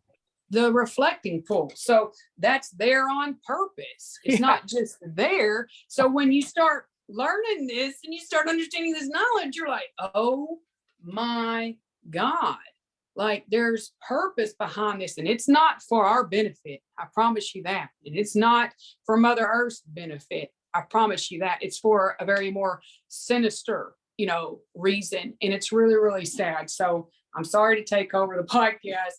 I want to explain this to you, but I'll let Greg, continue. Well, the other part about this whole thing that I'm passionate about is if you're going to be a healer, make sure you do things right. I mean, from healing, cleansing to protection, and how to get rid of the dark. Yep. I have a lot of people that come up to me and says, well, I saged my house, but the darkness is still there. Why is it still there? Does the sage not work? I mean, the sage work, but let me ask you a question. What's that? It says, do you open your door? You crack the door when you sage yourself? You got to give a place to where he can get out. Well, no. I said, okay. Because when you sage yourself, he's going to get so irritated, it's going to go round, round, round, round, and it's going to embed itself deeper. So crack the door and sage again and let it get out. Leave the door cracked for about 5 minutes, then close it and see what happens. It works. Okay. Well, the other thing is that the other part about this training, the whole training is basically, people say I'm a mind reader, but I'm not. It's more like Akashic records. I tap in with their spirit, the people's spirit. When I get close to a person and their spirit gets connected to my spirit, their spirit may tell me, please tell him he is doing this wrong. He's hurting the body. Tell him. And I would just blab it out. I say, your spirit's telling me you need to quit smoking because your body is ready to give up. They say, how do you know I smoke? Your spirit just told me. Or you need to get off this diet because it's hurting you. Your spirit is telling your body, because your spirit has to live in that body, because you're made to be for it. And so that's one thing. And also, we talked about psychic surgery. We talk a little bit more about Fohat. Fohat is bringing universal energy into a solid matter. It's like, you see illusionists. Yeah. You see these famous illusionists that there will be nothing, and all of a sudden something will pop up. It's magic. That's magic. That's Fohat. That's what he's explaining as Fohat. Yeah, that's Fohat. Yeah. And we teach you. Well, it's like Jesus, water into wine. Yeah. Like water into wine. it's kind of the same principle.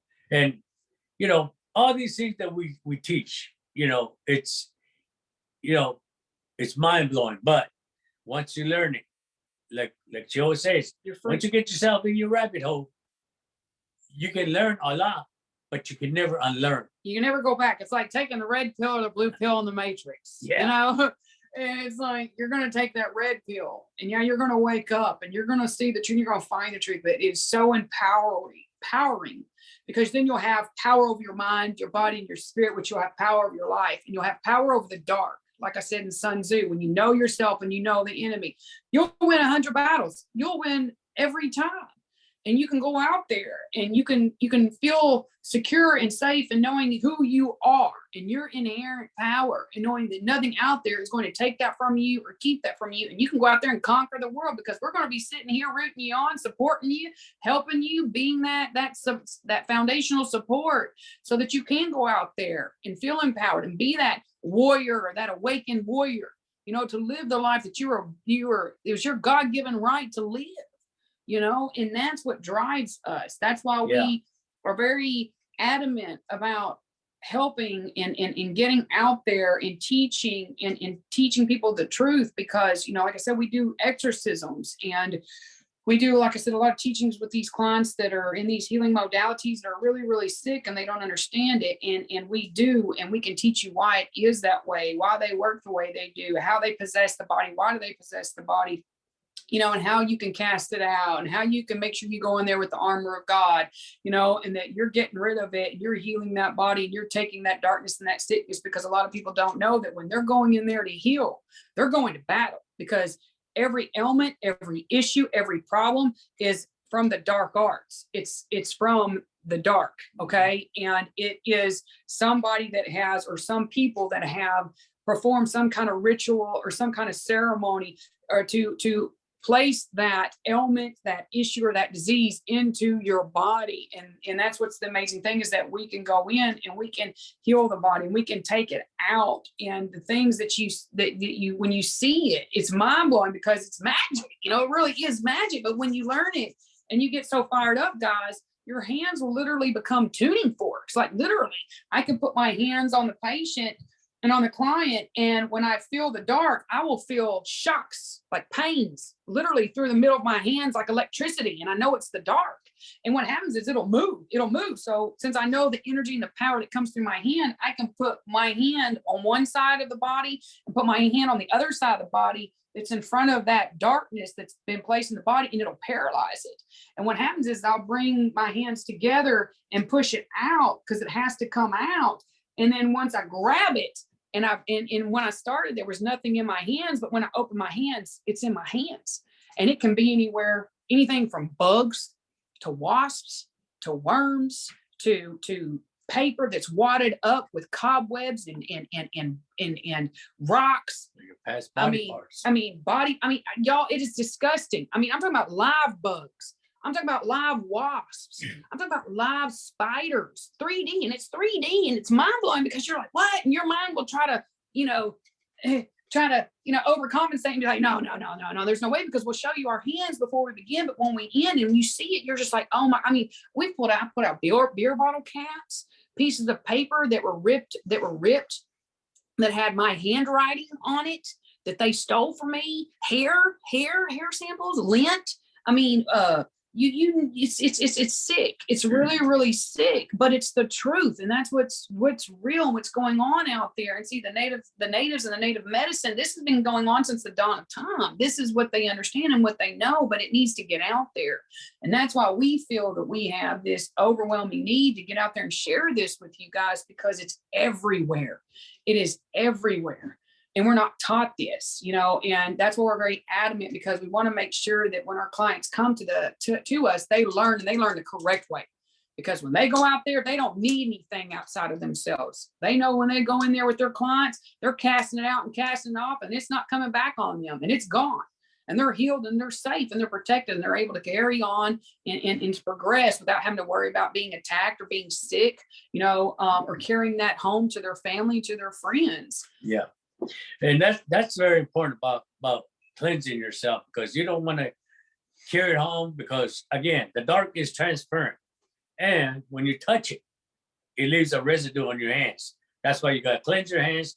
Once you get done cleansing, wash your hands because it'd be like eating with dirty hands. Whatever you touch and put in your mouth is going into the body. And if you don't cleanse yourself and all that, what are you putting into your body? That dark spirit. Mhm. So cleansing is very important. And so we teach the very in-depth class.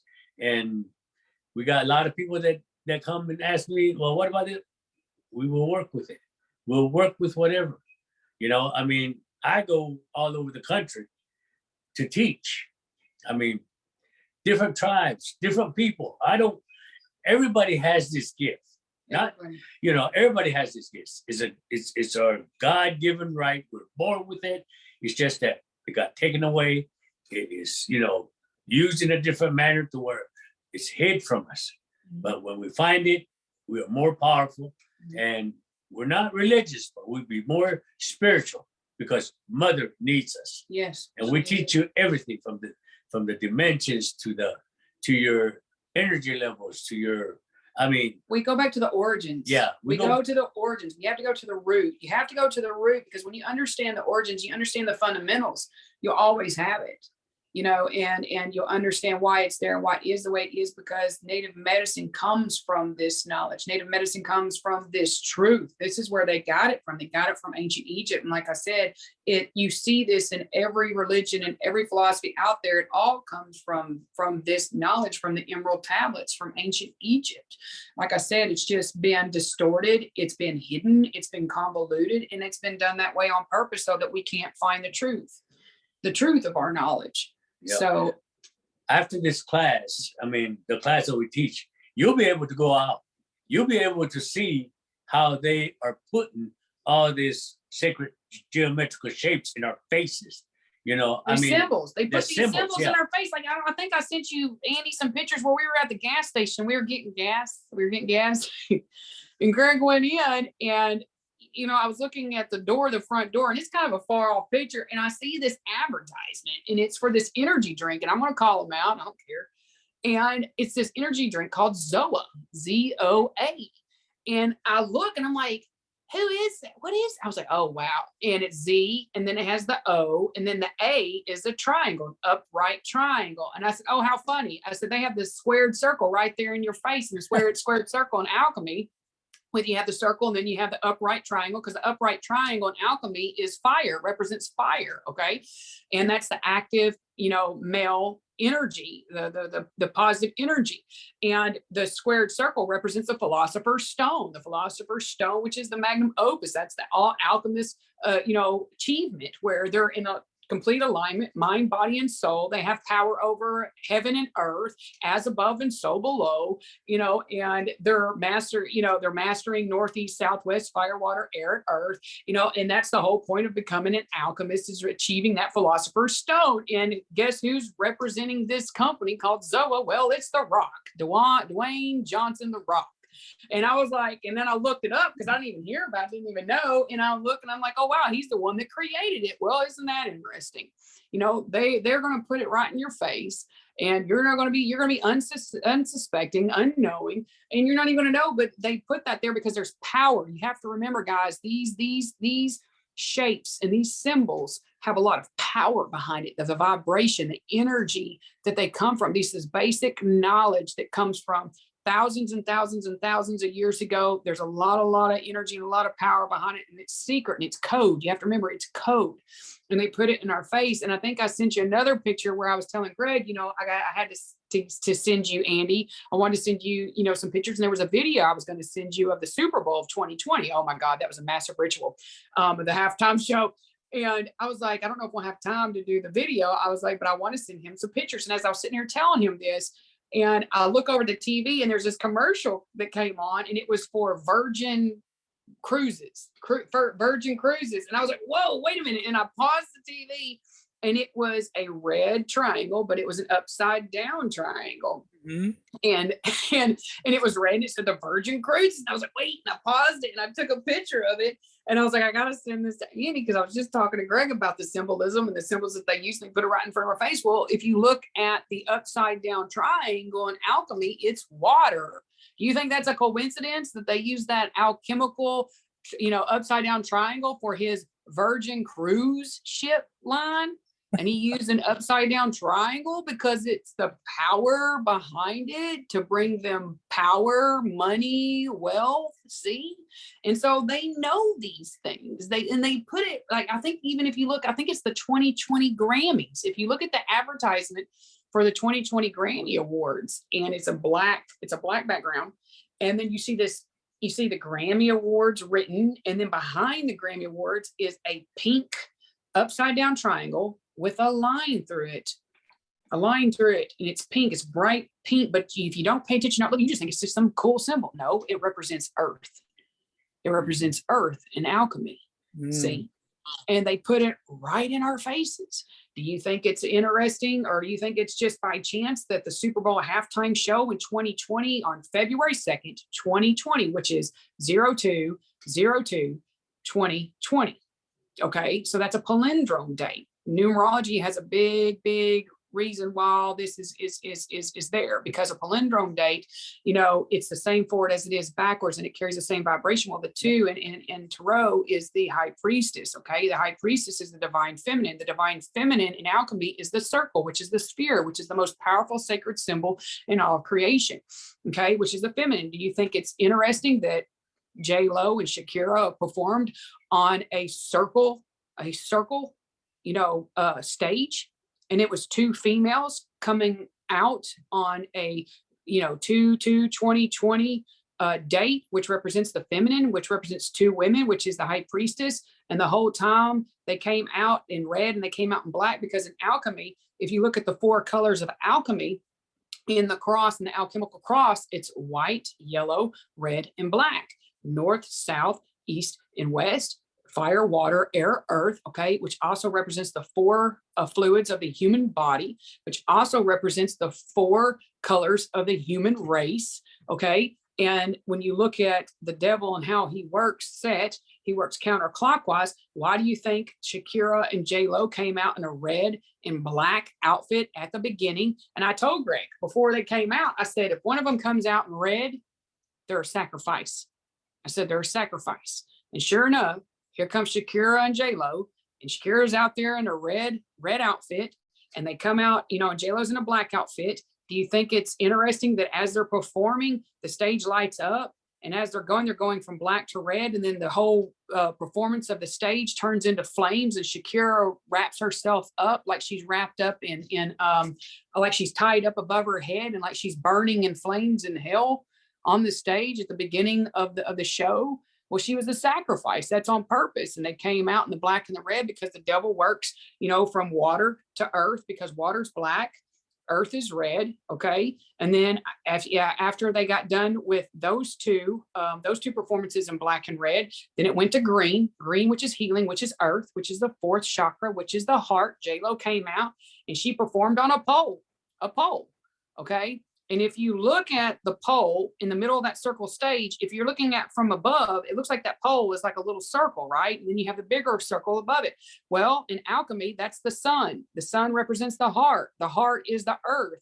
The earth is green. It's the healing. See what I'm saying? Yeah. And she's performing on that pole on the green earth, because they're going backwards. Okay. So they go backwards from black to red, and then the green, which is her, and then J-Lo and Shakira come out in gold and white, right? Mm-hmm. And so they're ending it, from below as above, because they work backwards, see?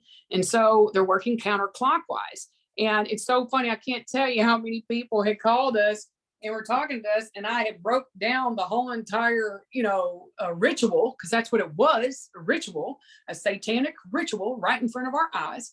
And I can't tell you how many people were like, that just made me feel so uncomfortable. Because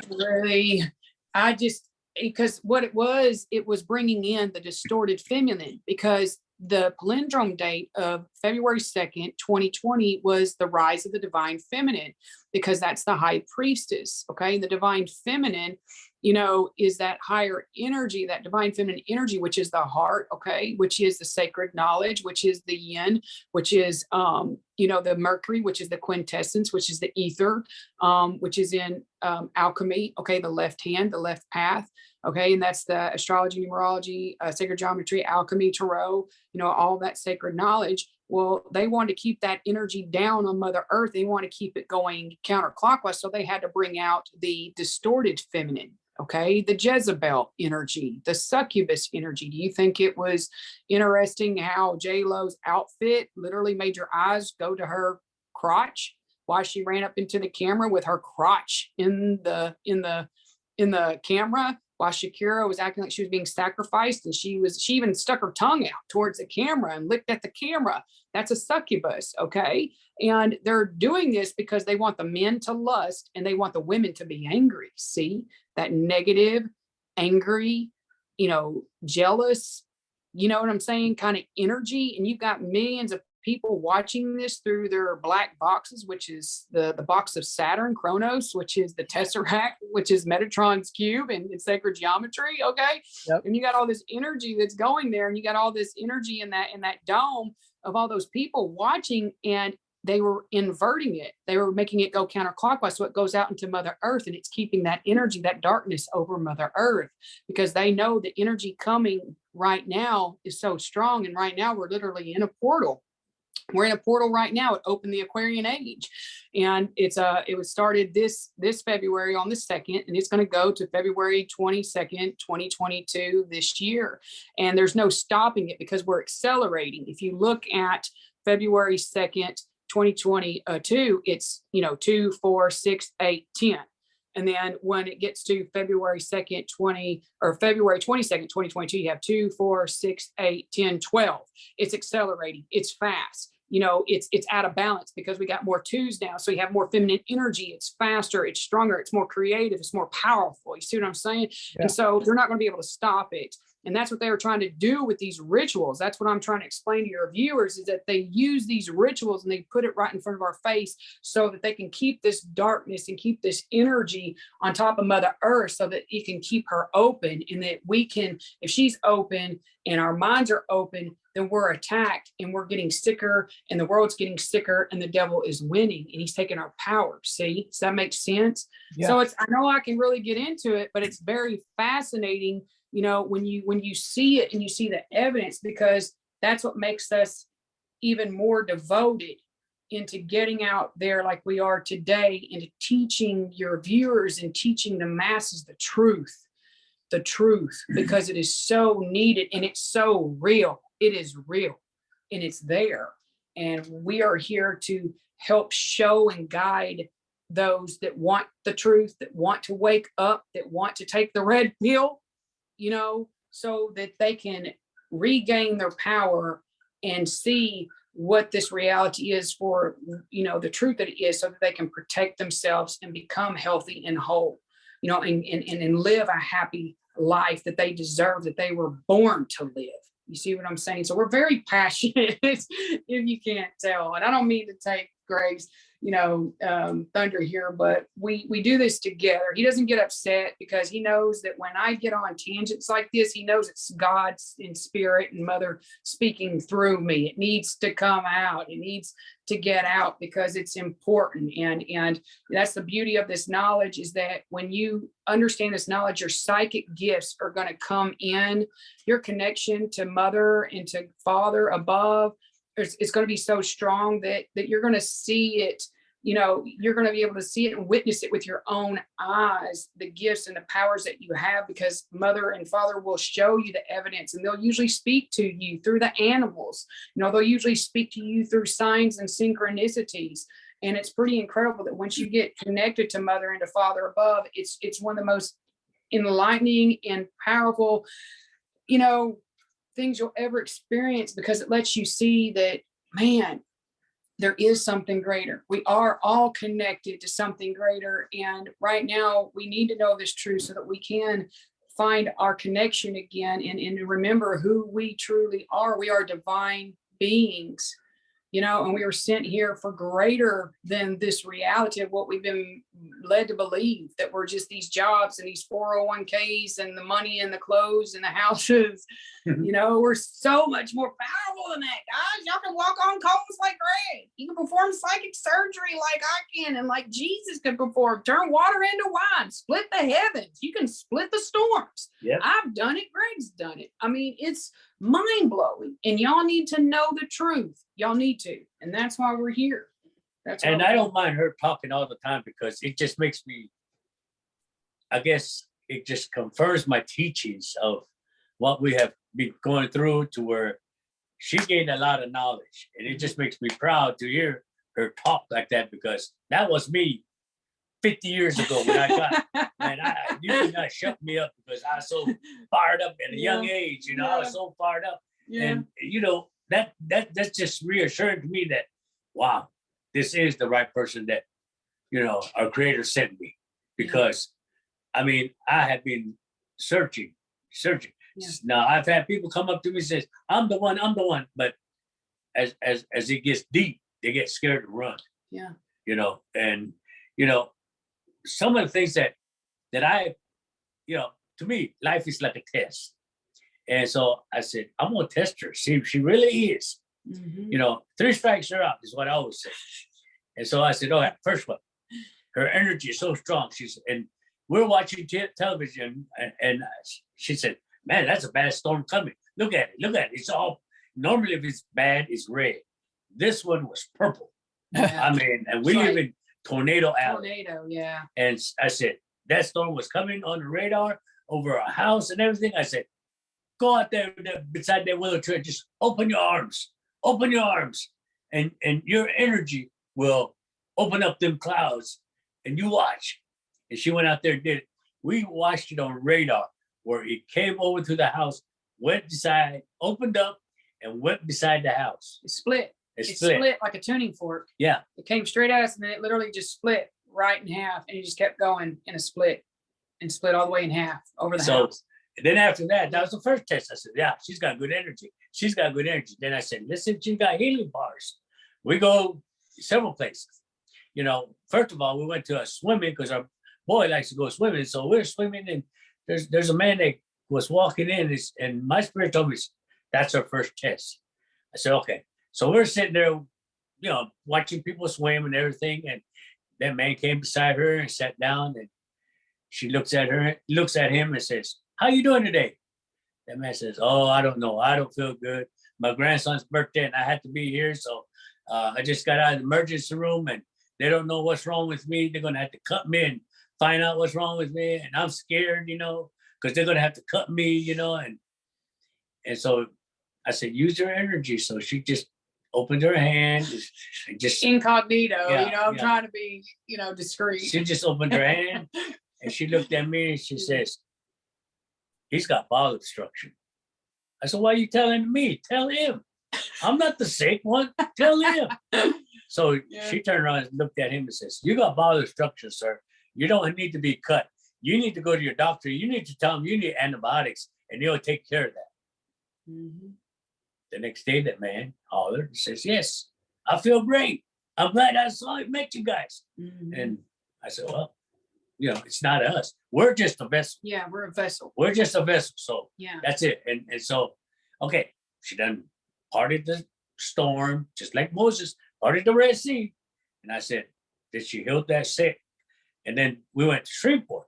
Oh, yeah. At the final, remember we were told, I give you authority to heal the sick, raise the dead. Well, we had two that same trip. Yeah. We had two. Actually, 3. The first one was a little boy come up. His mama says, we're on Children's Miracle Network trip because he's not expected to live past 5 years old. He had a real bad brain disorder, disease, real sick. He wasn't given a long time to live. He was little bitty. Yeah. So he grabs Lesley, just hugs him, and just held on to Yeah, him. he wouldn't let me go. Well, He let wouldn't him let go. me. He wouldn't let me put him The put him whole down. time He we were wanted me to hold talking. him the whole time. He was probably what 2 years, Yeah. 2 years old, maybe. And he just held on, held And he on, was held just on. smiling, and even his mom was like, "He doesn't do this. He normally doesn't do that." And he wouldn't even go back to her. He didn't want to go back to her. So after we let him go and everything, I said we exchange information, and we still follow him on Facebook. Mhm. And remember, he was only expected to go till 5 years old. Well, he's 8 years old now, Almost 9. almost 9, racing BMX bikes. Yeah, he's doing not BMX bikes. It's the motocross. Motocross. Motocross. Yeah. He's racing motocross, and he's almost 9 years old, and he's healthy, and he's doing fantastic. Yeah. Fantastic. And of course, there's this lady came up and says, "Oh, my husband is sick. My husband has got cancer."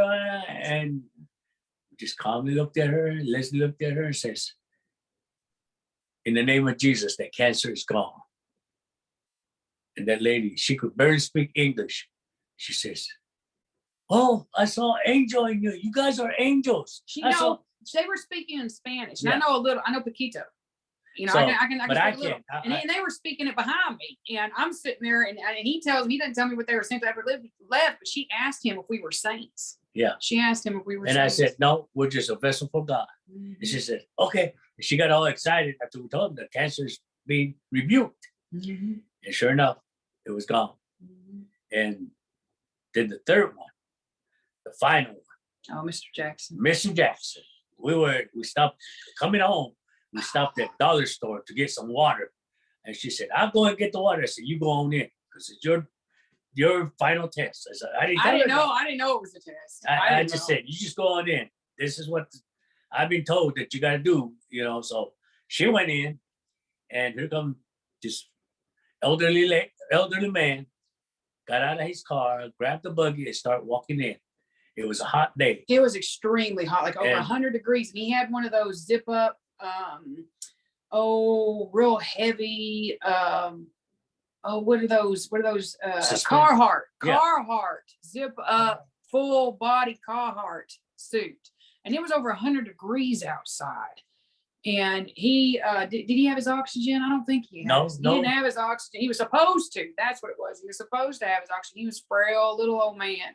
And he came in. And he comes in, and he collapses in front of Lesley. He collapsed in my arms, Yeah. like literally right. But he started pushing his buggy, and we were all standing right there. And he walked up to the counter at first, and he was breathing real hard. And he had his arm on the counter, and me and the lady at the register were watching him. We were asking if he was okay, and he couldn't catch a breath. And he was like, "No, I'll be okay." And we were like, "Are you sure you're okay?" And he's like, "Yeah." So he grabs that buggy and he starts pushing it, but his arms start going forward, but his feet stand still, and the buggy keeps going out and out, and all of a sudden, boom! And I'm like, "Ugh!" And I turned and I just grabbed him, and he literally collapsed in my arms. And we scrambled to get him in some chairs. And So anyway, the paramedics were called, the fire department Yeah. shows up, this and that, and they all got heart monitors on it and everything, Yeah. and beep for about 18 inches. Lesley looked at him and says, "Not today, not today," say, "In the name of Jesus, get up."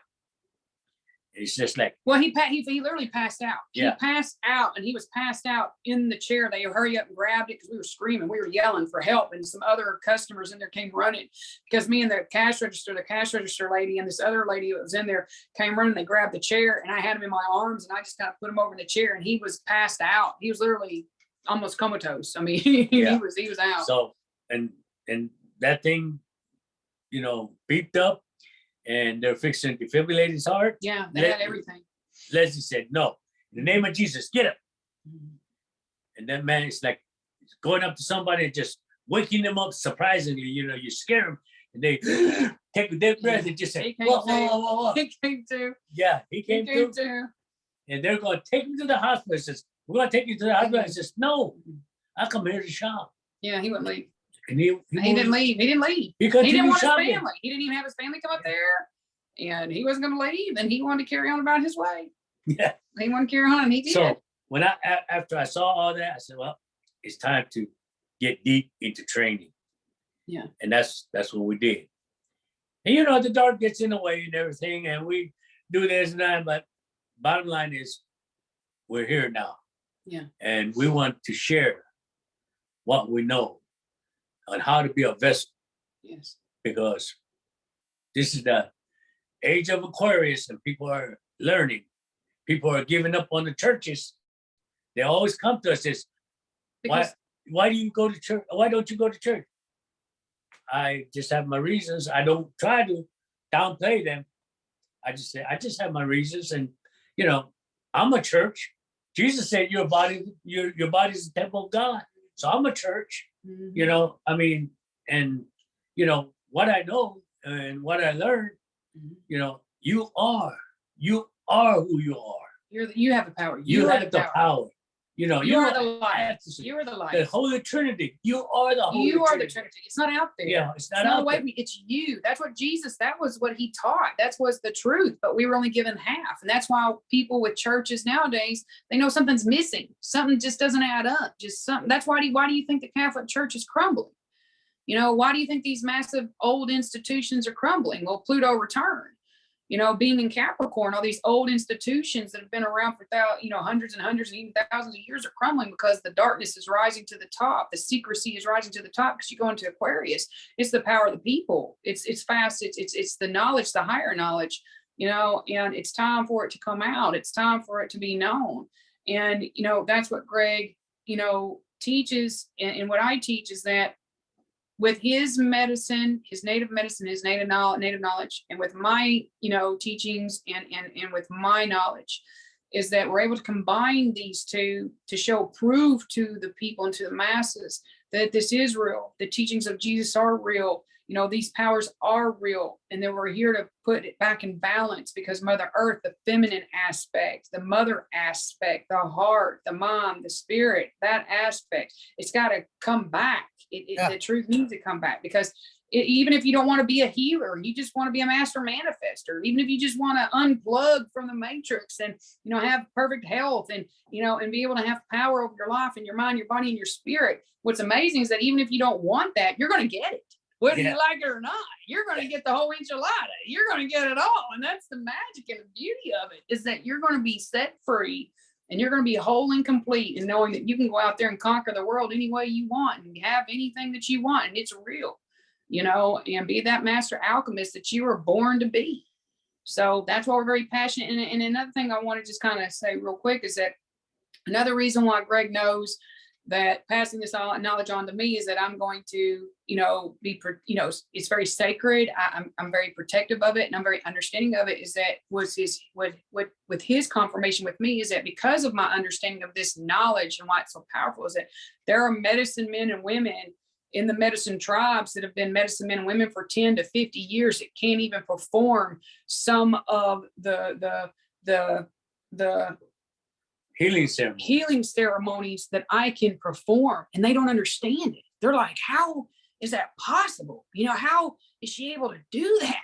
You know, and it's because I understand the fundamentals. I understand the origins. I understand the root. I understand the why. Because if you understand how are they able to do that, why are they able to do it, and you have that why and you have that understanding, nothing will have power over you, and you will put it into practice every day because you'll start seeing it show up in your life, and you'll start seeing the evidence of it. And the greatest of our time have taught us, you know, the way to get into it is like you know, Jesus, Buddha, you know, the Tao Te Ching, Esther and Jerry Hicks, Eckhart Tolle, you know, the power of now, the 0 point, you know, just being in that feminine being energy. And when you're in that, and you know, protect your mind, protect your body, protect your spirit, which we will teach you, which I take into practice every day, all day, because I know the truth. I know the power behind it, because I know when I go outside these doors, it's a fight for my soul. Yeah. It's a fight for my mind, my body, my spirit. So you bet I'm going to protect myself in every way. I'm going to make it a practice because I want to be free. The suffering will be gone. And it's amazing, guys. And that's why we really are very passionate about what we believe in and getting this knowledge out there. And we can help you. We really can. And that's why we're here. You know, we offer lots of different services. Yeah, we talk about our services. What we do is we have a Red Tail Hawk Tribal Alliance. Mm-hmm. And you got a picture of me standing that's my property back home, by the way. I got 648 acres out there that I'm standing on, looking in the valley. And I just like to go out there and woosah and enjoy my time and reconnect. And we also teach you about grounding. Yeah. Grounding, and we teach you about herbal medicine. We do, I do a class on shamanic illness for those that are healers that are getting sick. I teach you how to use proper methods to cleanse yourself, to protect yourself, so you can be, good at what you're doing. I don't look at your practice, but I teach you how basically to take care of yourself. They teach you how to do the job, but they don't teach you how to take care of yourself. So, but we do that also. And this energy healing classes are strong one because it's in depth. It goes all the way Yeah. back. You heard a lot of it on this podcast. Yeah. You see how deep it goes, but like I said, You get about it all. 5 to 6 sessions, 2 hours long. So it goes in deep, and then it's a class. It's a real class. We give you homework.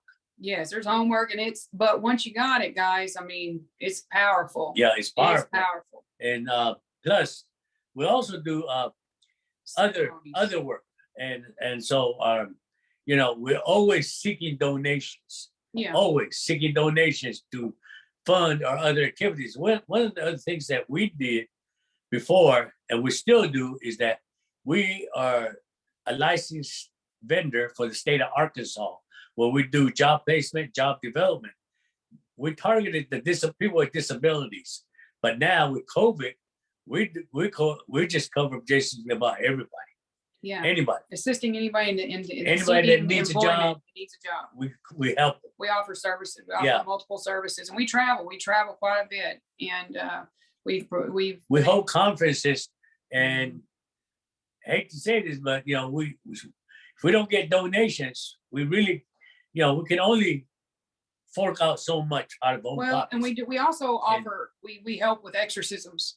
Yeah. We provide exorcisms, and you'd be surprised, a lot of people that come to us that are sick, that need healings, that need exorcisms, they don't have a way to pay. They don't have a way to, provide for our services. So it all goes back to our mission and what we do to provide these services for those that need it, those that need jobs, those that need healings, those that need exorcisms, and for us to get out there and to really spread the word and do ceremonies. We have people calling us, asking us to come and bless their lands and travel different states, and to bless their homes and their families. I got their different lands. native tribes asking me to come. Different teach. tribes. Yeah, we have different tribes.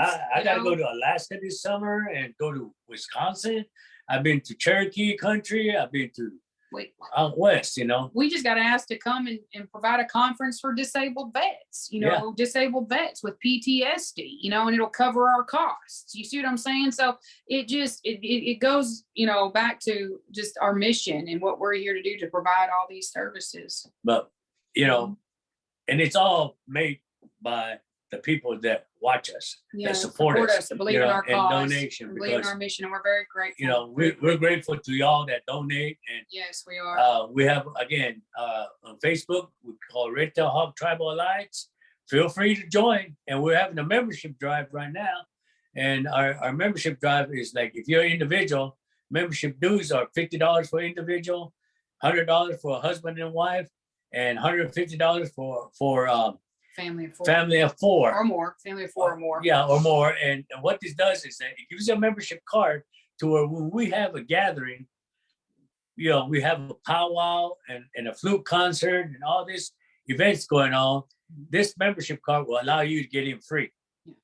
And it takes the cost of our entertainment vendors and fees, because fees. We have to pay the entertainers to come. We have to pay the property and everything. Yeah, like pay for the property and or renting spaces, So, we need people to help us fund these events, because when you come, you're gonna say, wow, this is great. And you don't have to have Native background. It's open to all. Yeah. That's why we're calling it the Tribal Alliance, because the Red Tail Hawk tribe is it's like they call the Rainbow Warriors, it's just a tribe open for all that need to find a place to belong, a place that they can be open and be free and feel like they have a support group of like-minded individuals that just want to come together and find a place of support while they're trying to navigate this world, And so we don't discriminate. You don't have to have native blood. If you do, that's fantastic.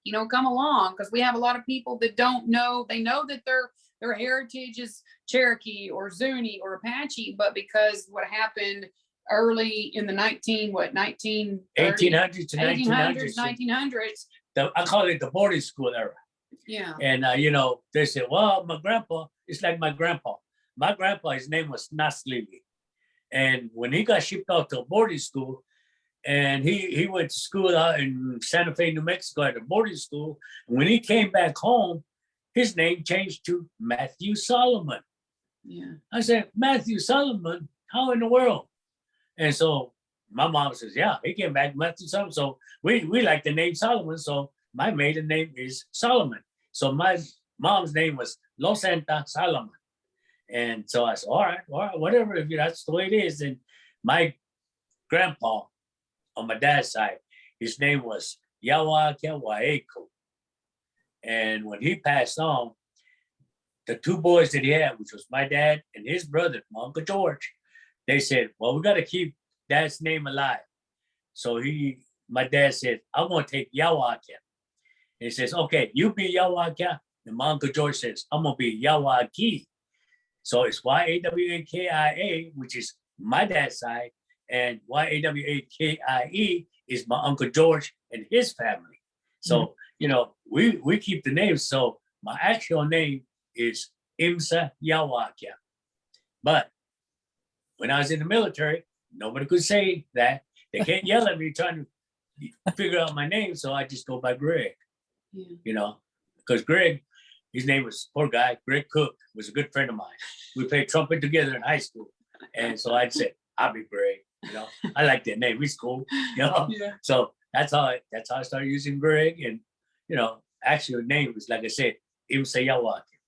But we are Red Tail Hawk Tribal Alliance. Feel free to contact us. Yeah. And we also do, naming ceremonies. We do weddings as well. We do ceremonies for full moons and solstices as well. We do land clearings, house blessings. We do personal healings. We do a lot of things, guys. We do a lot of things. Another thing that we, I guess, are being led to right now is that the reason why we're going to push donation here shortly is because we want to get state-of-the-art equipment, because we want to have our own podcast. We got a lot of people asking us to do a YouTube or to do a podcast, because we've got a lot of teachings. We got a lot of stories, a lot of great stories, a lot of great teachings, So, and so it all goes to the same purpose. To get it out there, to get this knowledge out there, to get this truth out there. And we want to be able to. I mean, we have laptops, but these are, your $200 laptops, which can't hardly do anything, because some of them already are crapping out, because we take our laptops when we do a job placement, job development conference on reservations. We get enough donations. Last year, I went to 4 reservations. I went to Zuni, Laguna, Navajo, and Apache Reservation. I did a job placement, job development conference on those 4 places. And I had businesses. They know me. We were in the business of doing job placement, job development for over 35 years. So people know us. Arizona, New Mexico, Texas, and Arkansas. Yeah. So when I tell people, like, Walmart's good people that will hire anybody that I send over there. But to do the process of doing the application, if you ever try to do Walmart application, it's like going through interrogation. So feel free to donate and help the cause. And if you look at our website, I do have a little insert in there about a video about what we do, what we're teaching, what's coming up, tarot reading, energy healing class, and our membership drive. And I do have some websites or some Cash App, Venmo, and PayPal. PayPal. To send your donations. Well, also to pay for the classes too. Yeah, or to also tarot readings. pay for the classes and tarot readings. So Yes. anyway, We'd love to have you guys as a member. If you Yeah. guys are, interested in our cause and our mission and want to become a member, or just, just to be a friend, we'd love to have you. We're always open. We're here. and when you call me, that number I put on there, believe me, I will answer. If I don't, leave a message, I'll call you right back. We will. Right, Andy? Right. We talked on the phone. I think you guys are great. I could see you with a huge podcast. I really could. I mean, Well, thank you. definitely. I mean, I got into this, like I said, the universe pushed me into it, and I could definitely see you guys with a huge podcast. Well, thank you. We appreciate that. All right. Well, Thank you for having us here. We really appreciate you and all your viewers, and hope you guys enjoyed it. And we look forward to speaking with you guys and seeing you guys soon. Yeah, well, thanks for coming on. And like I said, here's the Facebook page for the Red Tail Hawk Tribal Alliance, and join up, guys. They're just waiting for people to come in. So I thank you guys for coming on the show today. And Thank you so much. I'll have Thank you you for guys having back us. anytime. Really, you're welcome back anytime. Thank you. We hope your viewers enjoyed it. yeah. Oh, yeah. I just did a show with a doctor yesterday, and that show is really taking off. So I Awesome. want to get away from all that nastiness now and do a better show like this. Right. Oh, awesome. Well, we So sick of covering the same stuff all the time. Right. Oh, well, we definitely went completely opposite of a doctor. Oh, that's great. All right. Well, Thank you so y'all have much. a great week, blessed week. Yes. We look And- forward to seeing you guys again. Yes. Thank you so much. Okay, thanks a lot, guys. And thanks for everybody for watching, liking, commenting, sharing, and doing everything you guys do. And I'll see you guys on the next podcast. Bye-bye.